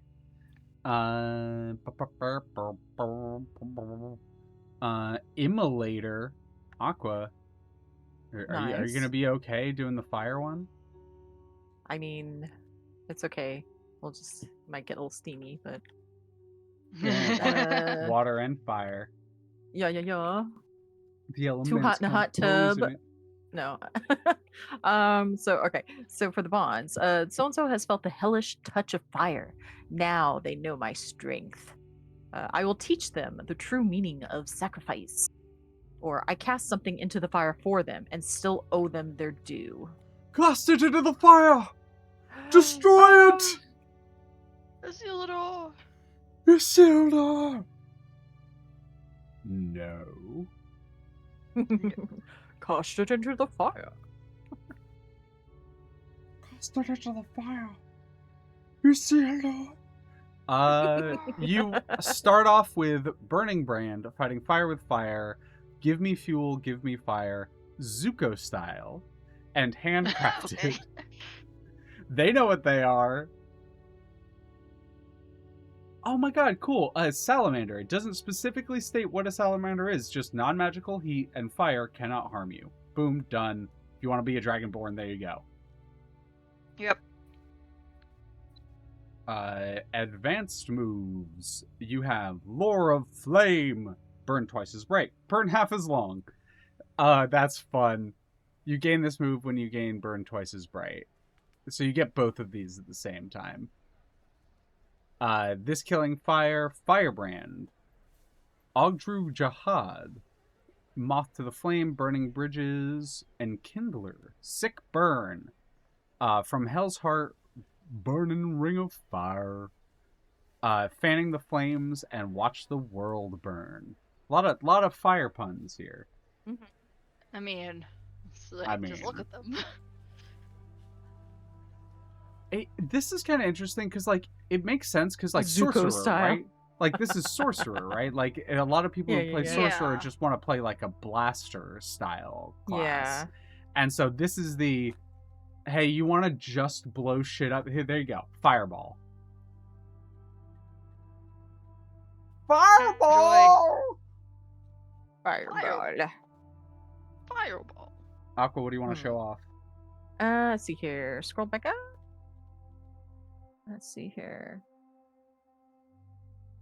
Okay, I like so burn twice as bright. When And you half channel as the long. flames, These are the same thing. and which one? Oh, okay, You okay. get burn half as long as well as twice as It's bright, just the so, additional. yeah, Okay. yeah. When you channel the flames of fate, you may treat a missed roll as a 7 to 9 or 7 to 9 results as a 10 plus. This may be a roll you or another character has made. Tell the GM something you've lost, an emotion, a memory, or some innate piece of your being. You may not use this move again until you've used burns half as long, which is you gain this move when you gain burns twice as bright. When you sacrifice a victory to the flames of fate, treat any roll of 10 plus as a miss. Flames of Fate are... Oh, I thought Flames of Fate would be up there. I do not know what the Flames of Fate are. I'm trying to find it. Where are you, Flames of Fate? Fighting fire with fire, handcrafted. Give me fuel, give me fire. Zuko style. Oh, I'm not quite sure where Flames of Fate is. We will figure this out at some point. Maybe Flames of Fate are just associated with this. Maybe.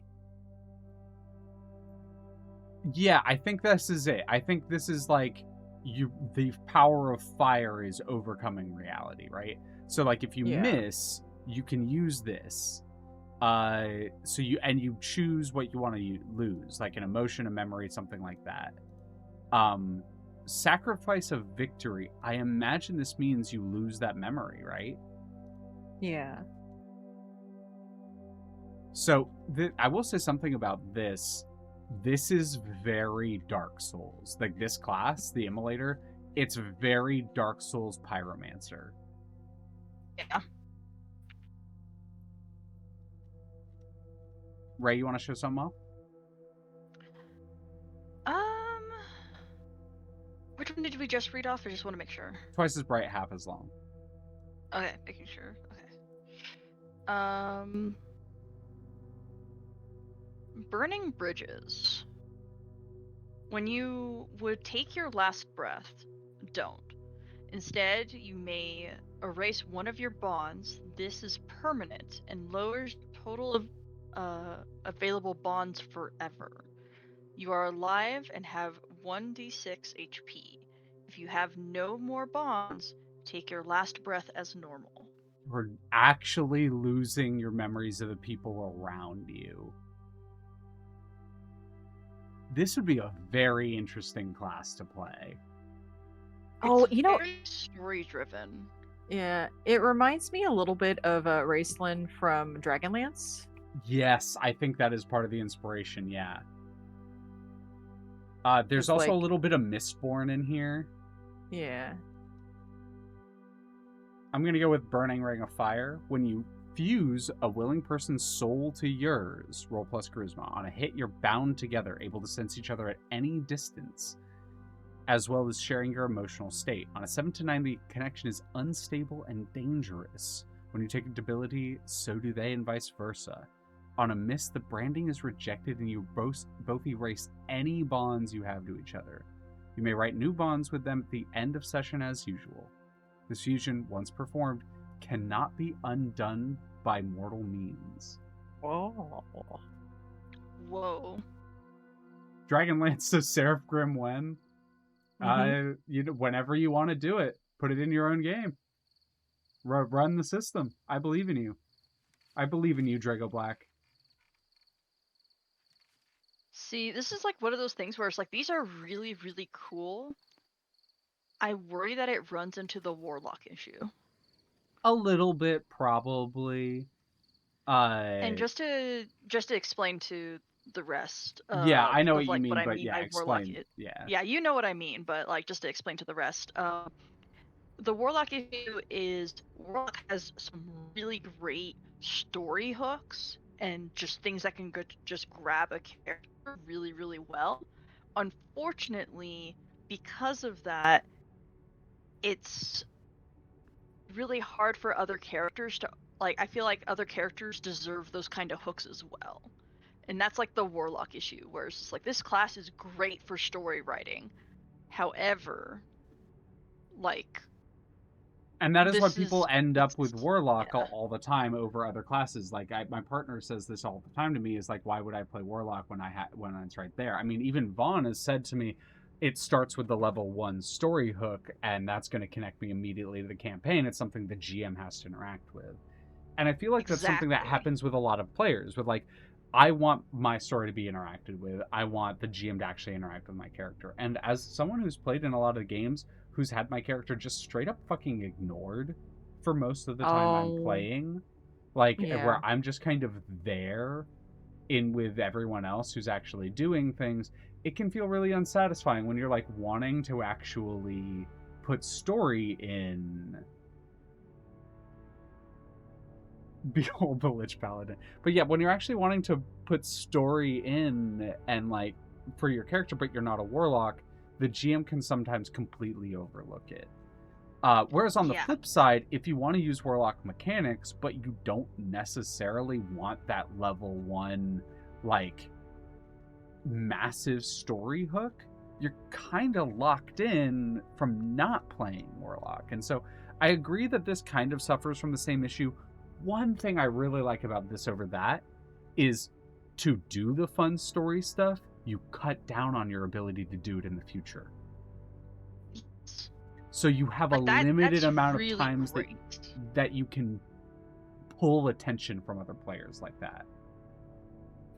Yeah. It's also, again, like another really good story beat. Mm-hmm. 100% good Mm-hmm. story beat. Paladins It also have also this issue. Paladins do have Just this someone issue. mentioning Same with paladins clerics. is just like, yeah, where it's just like they have the hooks, and I have it in my system where like any class can be like what is it domained, I will say where it's something basically about they this follow. system. Go ahead. Sorry, finish. Oh no, sorry. I was just basically saying, like, basically in my system, there isn't a warlock class, there isn't a paladin class, but all of the classes in the system can become a follower and Mm-hmm. basically get access to those kind of like really Yeah. like Can you do that at warlocky level? Can you do that at story. level 1? Yes. Awesome. All, all of the classes have like a level 1 thing, but yes, that's a level 1 thing. Yeah. Absolutely. One thing I will point out about this system, though, is that so far from all the classes that we've seen, there is a story hook built into the first page. Like with Barbarian, it's outsider. Your people are not from around here, and you have to ask something about the GM. Ask something about your homeland. You have to come up with a homeland with a GM. And that's what I love With the about bard, you have this. the bardic lore, port in the storm. When you return to a civilization you've visited before, meaning you have to work out with the GM where you've been and what civilized places you've been before. So you have to know the area to an extent. So like you're connecting yourself in. Cleric, obvious, you have the deity connection, kind of like warlock, etc., etc. Druid auto connects with the way spirit tongue works and by nature sustained and born of the soil. Like I feel like Druid has never really had issue connecting to campaigns. You can Oh yeah, always find no, a like they nature don't have an angle. issue. They can just be ignored very easily They because they can, do have yeah. connection. Uh, but yeah, I see what you mean about Immolator. It is something to look into, to be aware of if you're watching Yes, the just to be system. aware of, like not a terrible thing. Mm-hmm. Paladin, Aqua, keep us going. All right. So let's see here. For Paladin, it's so and so's misguided behavior endangers their very soul. Or they stood by me in a battle and can be trusted completely. I respect the beliefs of them, but hope they will someday see the true way. They are a brave soul. I have much to learn from them. You can already see how some of these might apply to the other classes. Like I respect the beliefs of the barbarian, but I hope they will someday see the true way. Yeah. Alignment, lawful, good, or you write it in. Hell yeah. They auto start with Go quest. spicy. That's so good. Oh my god. I love that. I'm sorry. This is way better than Bonds or God or like Oath. Having a paladin quest that you write out at the beginning, That's awesome. that cooks Yes, so hard. absolutely. I think I might just like steal a variation of this for my worship I or mean, just call it like purpose, right? yeah, like it's yeah, like it's part You of make your own worshiper, but tenets. yeah, exactly. But they start with quest, lay on hands, I am the law, and armored. Oh, Lay on interesting. They hands is start a with classic. armored. Armored is something fighter can take, but they start with it. I like that. Uh, Yeah, the because Paladin has a very particular like aesthetic. clear cut aesthetic. Yeah. Mm-hmm. The moves that they get are Divine Favor, Bloody Aegis, Smite, Holy Protection, Voice of Authority, Hospitaler. That's a reference. Hospitaler. That's a 40k reference. Exterminatus also 40k reference. Charge, Staunch Defender, Setup Strike, Evidence of Faith, Holy Smite, Ever Onward, Impervious Defender, Perfect Knight, Tandem Strike, Divine Protection, Divine Authority, Perfect Hospitaler, and Indomitable.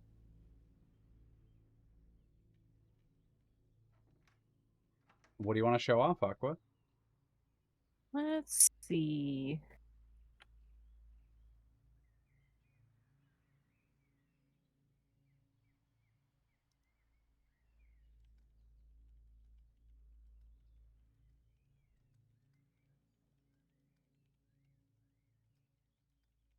Scroll down, Of course.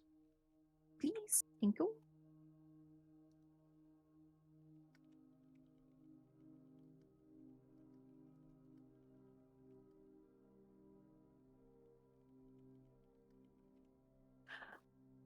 Actually, sorry, go back up. Bloody Aegis.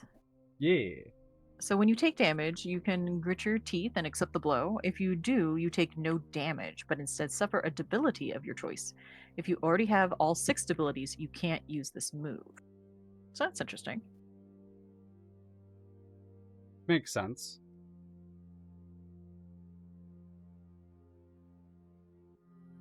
By the way, I was looking it up. The debilities are listed right here at on the stats on every class.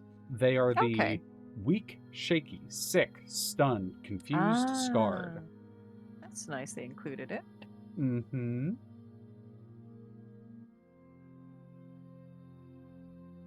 Also, Draco Black had this pretty cool mechanic that they mentioned in chat. It's if you do an action 100 times, you get proficiency with it, or you improve proficiency.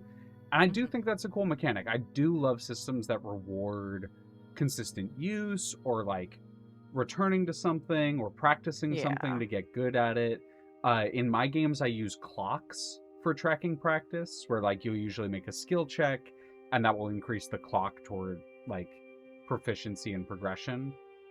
So yeah, it's something that's really cool, and I do agree that like it's the kind of thing where like can be kind of hard to track, but at the same time, if the person really wants it to work, then they'll find a way to make it work. Like they will keep track of it because players keep track of things that they're working towards.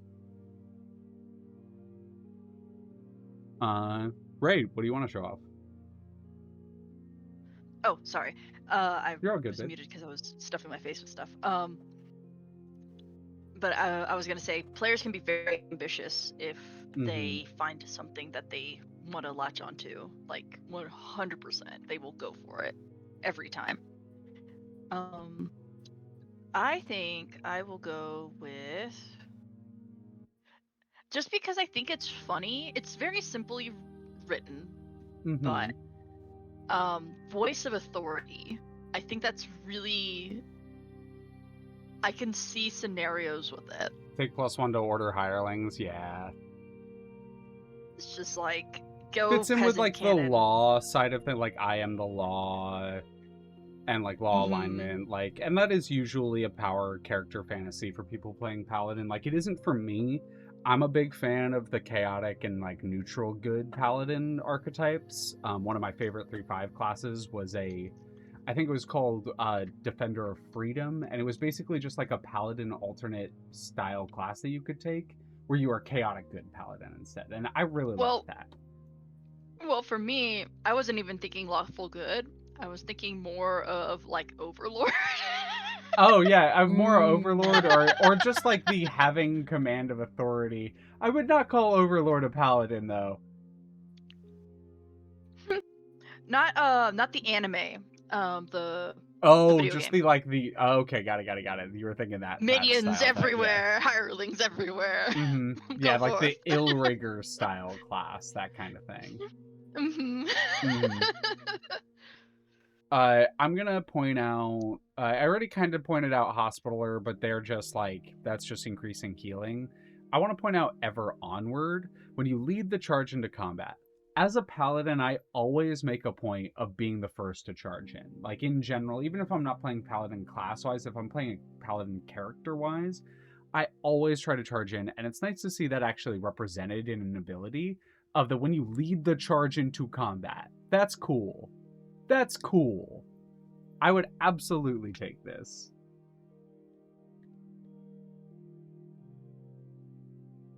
Hell yeah. We're going to take a real quick break before getting back to Ranger. What we have left are Ranger, thief, wizard. Ah, yeah, it's just ranger, thief, wizard. So we're gonna really quick take an ad break, and then finish off with the last 3 classes, and then probably call it because Aqua has to go for raid night. Yeah. All right, so Sorry, y'all. real quick 3-minute break, and then we get back to it. Woohoo! All right. Ads are on. Apologies to anyone who has to sit through the ads, but you're really not going to miss anything. We're just chatting. Yeah, we're just not going chatting over and grabbing the water stuff. and Yeah. snacks and stuff like that. For me, it's always I stretch because my legs will hate me if I don't otherwise. Valid. I'll be right back. But And still yeah, here like though. there's a lot of really cool stuff here, and I'm trying my best to like write down as much as possible.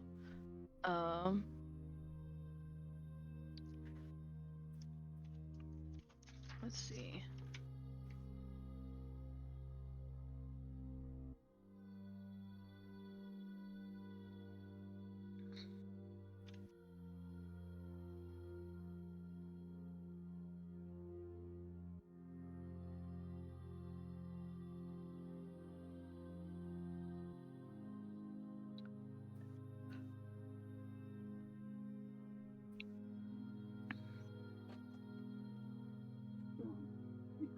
The screen real quick.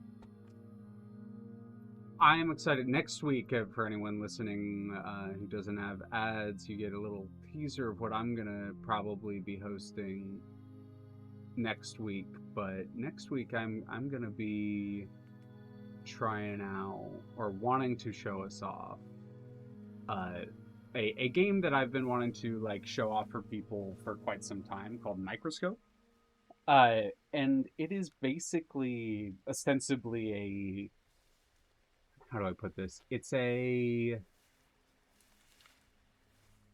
world building TTRPG. Like the entire point of the system is to collectively as a group of players and friends write a world and then like write the history of the world together. And I think the idea of it is you kind of split off into sections, and someone will write like the far distant history and maybe focus on a specific country, and someone will write like the near history and focus on a different area of the world, and then whenever your areas would interact, you role play those events out. It's a very cool system in my opinion.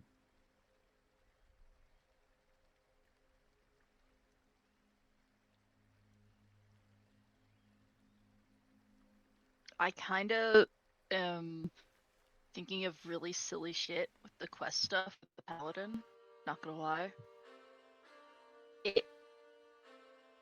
It's very close to being like the Team Rocket speech that your paladin says every time, or like the Sailor Moon like dialogue before they fight an enemy. It's like Absolutely, they declare their yeah. quest. We've got to defeat this one, guys. Yeah.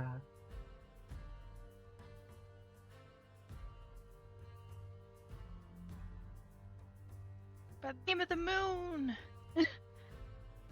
I'll slay you.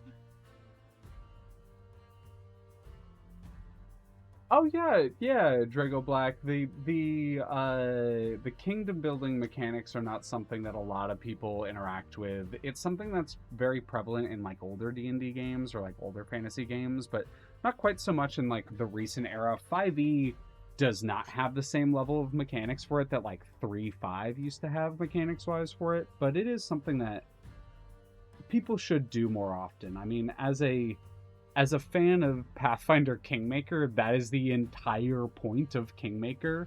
And there's a reason people really love that game and really love that module. Like, building up it, and, like, the players deciding amongst themselves, like, no, I don't want to be the, like, ruler of this land. I want to be Lord Protect, like I want to be the head of the military, or I want to be like the head of the religion or something like that, and like you get to set an official state religion and that kind of thing.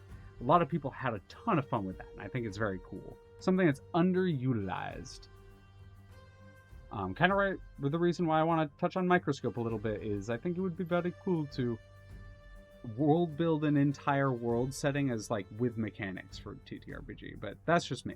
It's a little bigger spectrum, but no longer ads, and with 22 minutes left to go, let's get right back into it. Aqua, you want to start us off with bonds? Yeah. So the for Ranger. Ranger. For this one, I have guided so-and-so before, and they owe me for it. They are a friend of nature, so I will be their friend as well. They have no respect for nature, so I have no respect for them. So very opposite parts of that spectrum. They do not understand life in the wild, so I will teach them. I like it. You start off with an animal companion. I think that this is another one that gets lumped in with Ranger a lot. I would probably allow someone to swap out Animal Companion for one of the other basic abilities if you don't want to have... Some people want to do the, like, Strider style Ranger, where you are, you know, the, like, solo hunter surviving out in the wilderness, not have the loyal animal per se with you at all times, which is totally fine. And so that's like another one. The Druid Ranger, I would probably allow those swap outs. But you do start off with Animal Companion, Hunt, Track, and then Called Shot, and then Command.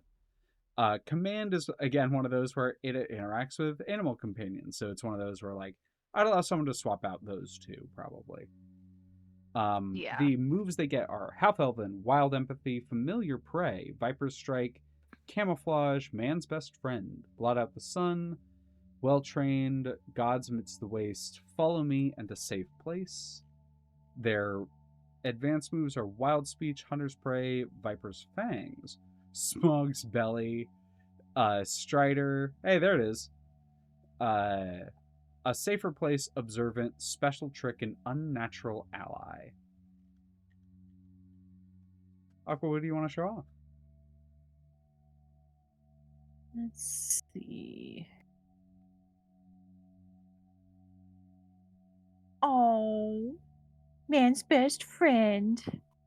When you allow your animal companion... Oh, wait. No. When you allow him to make... Oh, okay. So, what's here? I'm just looking at it. So, wait. I'm sorry. I'm trying to read this because, like, when you allow your animal companion to take a blow that was meant for you, the damage is negated, and your animal companion's ferocity becomes 0. If its ferocity is already 0, you can't use this ability. When you have a few hours of rest with your animal companion, its ferocity returns to normal. So I'm curious, does this mean that it's negated, like, for you and your animal? Or is it just negated for you because your animal took it for you?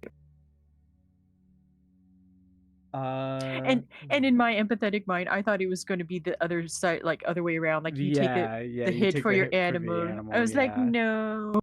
That makes me sad. But yeah. But I mean, it makes sense, I suppose. I believe, I'm going to scroll up really quickly, that ferocity, ferocity is kind of your creature's HP, right? I think as far as I understand. So it doesn't have like a true HP bar. It has like, I'm going to go away after this reaches 0. Yep. Just so I can go and lick my wounds. I don't die. Yep. So these things don't die. Ferocity acts as sort of like a replacement for their HP. So this is it'll get hit, but it'll be out for the fight.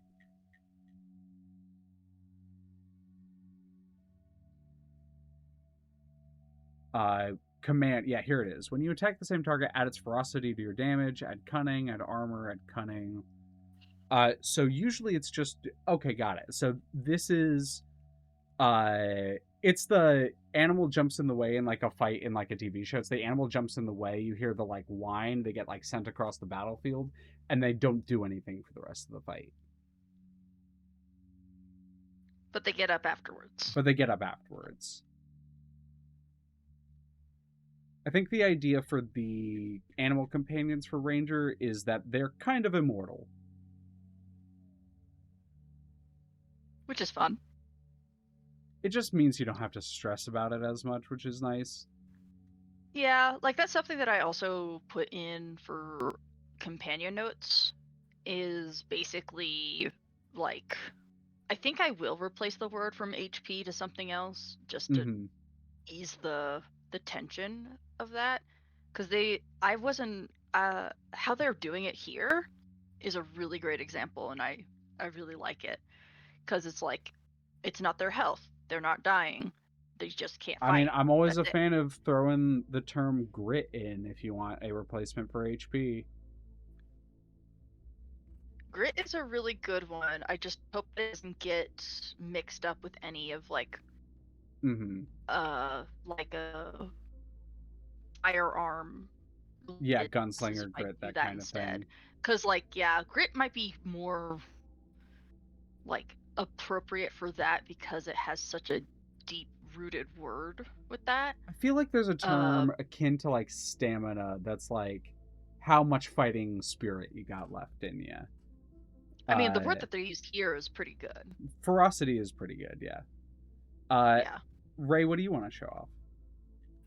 I'd like to show off Blot Out the Sun.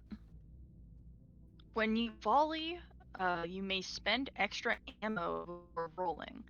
For each point of ammo spent, you may choose an extra target. Roll once and apply damage to all targets. Oh, I was confused for a second, but Vaughn actually says it Giving an example of spunk. Yeah. spunk. That is very cool, actually. It is the 300. Then our arrows will blot out the sun. It's a cool ability if you really want to go for the ranger. Willpower and morale is really good. Yeah, morale works. Morale, yeah. Morale actually will work very well I feel like because morale morale works. it would be already a mechanic in the Mm-hmm. system. Morale works for like the same idea for me, but for like NPCs you've hired, that kind of thing. Yeah, and that's why I think it would work really well for your animal companions because then you have Mm-hmm. like a bridge between the two of like, Yeah, yeah, okay, yeah. so when this And morale runs you can out, this truncate the NPC is gonna mechanics. dick off. Oh my god, having the mechanics like basically homogenized so that animal companions function like hirelings is so good. Yeah, it teaches you more about the other mechanics of the game, and that's something that I try to make sure that I'm trying to do in like my whole system is like you're gonna learn this mechanic, but it also helps you learn this other mechanic that's like deeper rooted in other things I that you know might I not was have the one touched. that said you should be able to swap out animal companion, but I'll be real. Unnatural anime ally, your animal companion is a monster, not an animal. Describe it, give it +2 ferocity and +1 instinct. Hell yeah. Hell yeah. Hell yeah. Monster Tamer, let's go. Let's fucking go. All Cause right, yeah, to when make you sure. lead again, it's that situation again with Mm-hmm. like moon druids and stuff like that. It's like when people lean into Beastmaster, they wanna lean into it like really Mm-hmm. hard. And it just gives So you the giving them the option if you option to be want, yeah. monsters. Yeah, exactly. Aqua, to keep us going and make sure we roll through bonds for the thief. Yeah. So I stole something from so and so, and it has my back. Or no, sorry, it was just that. Next one is they have my back when things go wrong. They know incriminating details about me, or they and I have a con running. That's so good. I want a bard and a thief in the same crew and they have a con running. Yeah. You start off with trap expert, tricks of the trade, backstab, flexible morals. And when someone tries to detect your alignment, you can tell them any alignment you like. And poisoner. That's very good. Your advanced moves are cheap shot, cautious, wealth and taste, shoot first, underdog, poison master, envenom, brewer, connections. Dirty fighter, extremely cautious, serious underdog, evasion, heist, alchemist. Escape route, disguise, strong arm, true aim.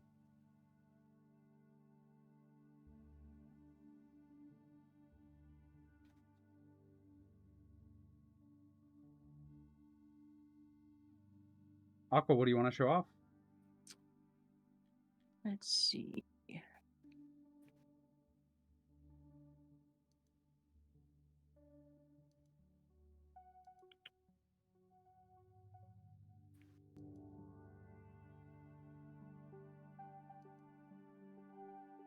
Escape route.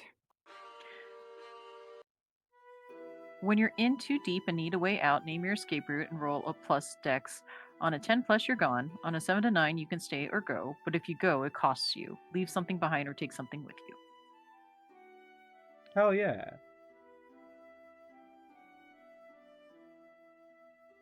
Okay, the GM will tell you what that is. Yeah, that's it. That's the last little bit.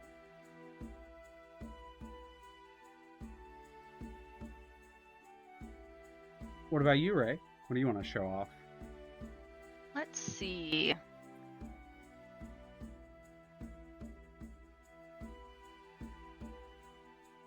Probably connections.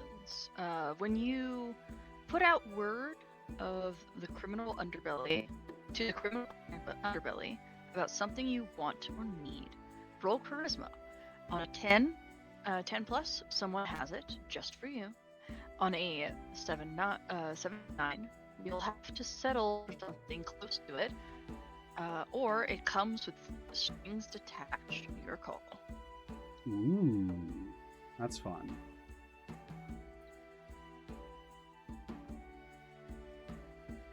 I'm gonna show off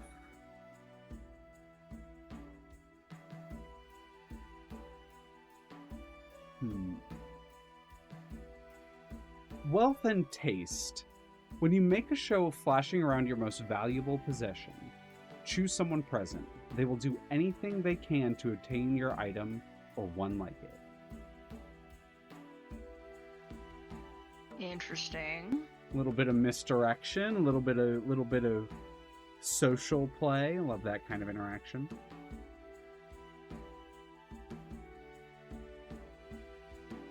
Well, with our last class for the day, let's wrap it up with Wizard, Aqua. Okay. So-and-so will play an important role in the events to come. I have foreseen it. They're keeping an important secret from me. They are woefully misinformed about the world. I will teach them all that I can.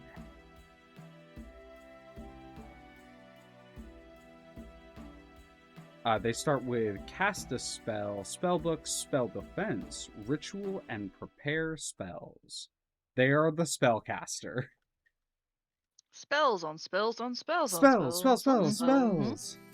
on spells.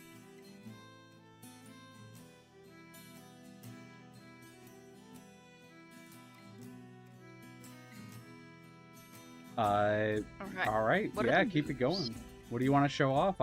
Oh, yeah, their moves. Prodigy, Empowered Magic, Fount of Knowledge, Know-It-All, Expanded Spellbook, Enchanter, Arcane Ward, Logical, Counterspell, Quick Study, Master, Empowered Magic, Enchanter's Soul, Highly Logical, Mystical Puppet Strings, Arcane Armor, Protective Counter, Ethereal Tether, Spell Augmentation, and Spell Powered.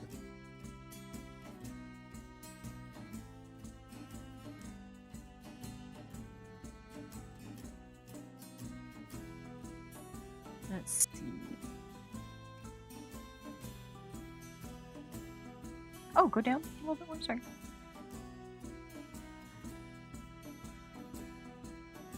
Protective counter. Oh, wait. Yeah. So requires counterspell. When an ally within sight of you is affected by an arcane spell, you can counter it as if it affected you. If the spell affects multiple allies, you must counter for each ally separately. I might need a scenario for that. Could we read off counterspell? Because I was gonna point out counterspell. Oh, okay. Do you want to read that? Or do you want me to? Go for it. Okay. When you attempt to counter an arcane spell that will otherwise affect you, stake one of your prepared spells on the defense and roll plus int. On 10 plus, the spell is countered and has no effect on you. On a 7 to 9, the spell is countered and you forget the spell that you staked. Your counter spell protects you alone. If the countered spell has other targets, they are affected as normal. Interesting.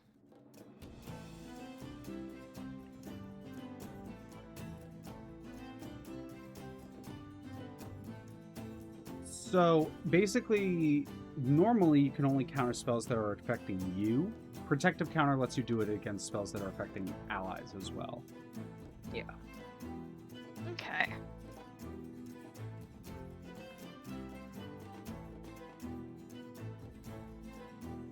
What do you want to show off, Ray?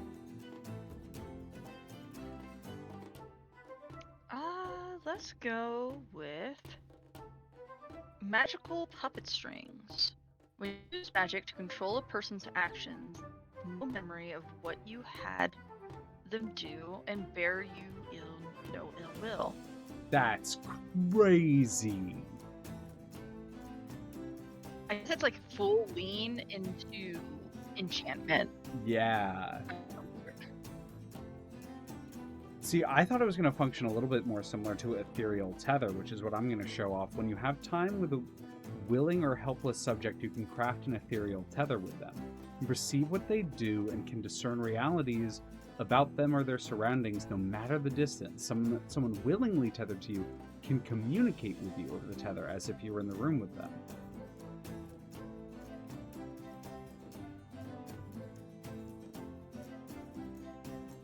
Wizard actually seems pretty freaking cool, not gonna lie. Start off with some basic cantrips, and they do the same thing that Cleric does. First, third, fifth, seventh, ninth spells. So they keep it on the odd spell spectrum, which I'm fine with, but some people might not love that. I love it. Because really, what happens every even level? Every even level? I don't think you get spells. Like, more spells at least. No. Like, do you get abilities or something like that? Or is that purely relied on the experience? So every level, like, when you level up, you get a new move. Gotcha.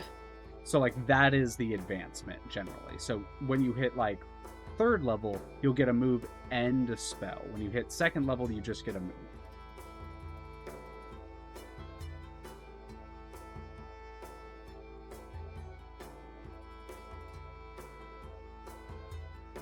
Also, I'm with you, Drago Black. I do think that you should be able to, like, make slimes the way you make, like, homunculus in D&D. They keep saying that they're made by wizards, but then you can't make them. What the fuck's up with that? Right. That's such bullshit. There's so many things that are like, oh yeah, a wizard made it. And it's like, how do I make one? How do I make one, wizards? Really quickly going over some GM moves. This is how GM moves function. Is you are not generally actively doing these things. You really only do moves as a GM in response to a player's move. So if they fail, if they get a mixed success, you can usually do a move of some kind. The principles are storytelling beats. The GM moves are really just basic stuff. Dungeon moves are environmental hazards and that kind of thing. This is heavily inspired Daggerheart and how they have, like, stat blocks for locations and that kind of thing. And a lot of this is just rubric for how to write and that kind of stuff. It's really nice. Mm-hmm. Fronts, I believe these are just, like, things that you can... Yeah, these are where the GM can put stuff in. So that is really it for this system. I do have the Dungeon World Guide. This is a really helpful free fan-made thing on the same website that the official thing is on. It's on dungeonworld.com.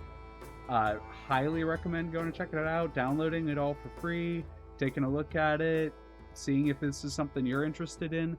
Because if there's anything we didn't answer or didn't go over or seemed confused on, it will answer it in this. Because this is all fan-made, all broken down for you, all explained very easily, with a lot of good examples for how to put things together, how to write a story.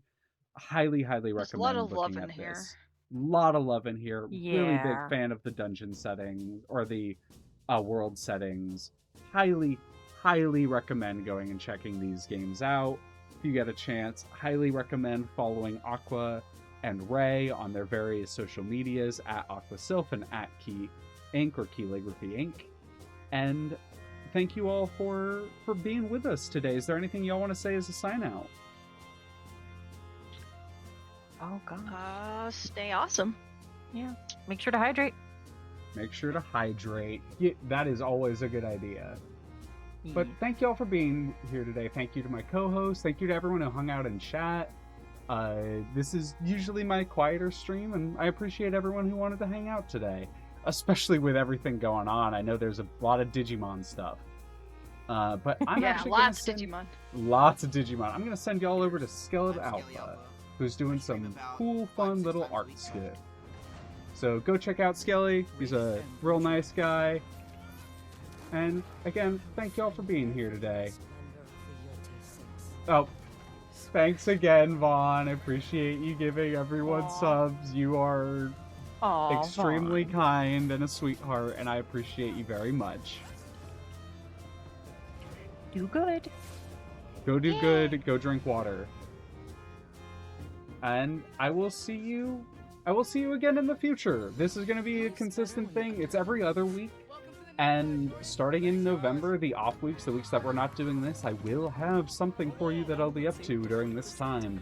But it will not be on this channel. So stay tuned for that. If you're interested in checking out some more T.R.P.G stuff, you can join us here, or join me, or whatever y'all want to do. And yeah, appreciate everyone being here. Thank you for all my... just thank you in general. Have a lovely day. We're gonna give it a few seconds so that it does the raid thing. Bye-bye. Bye-bye now.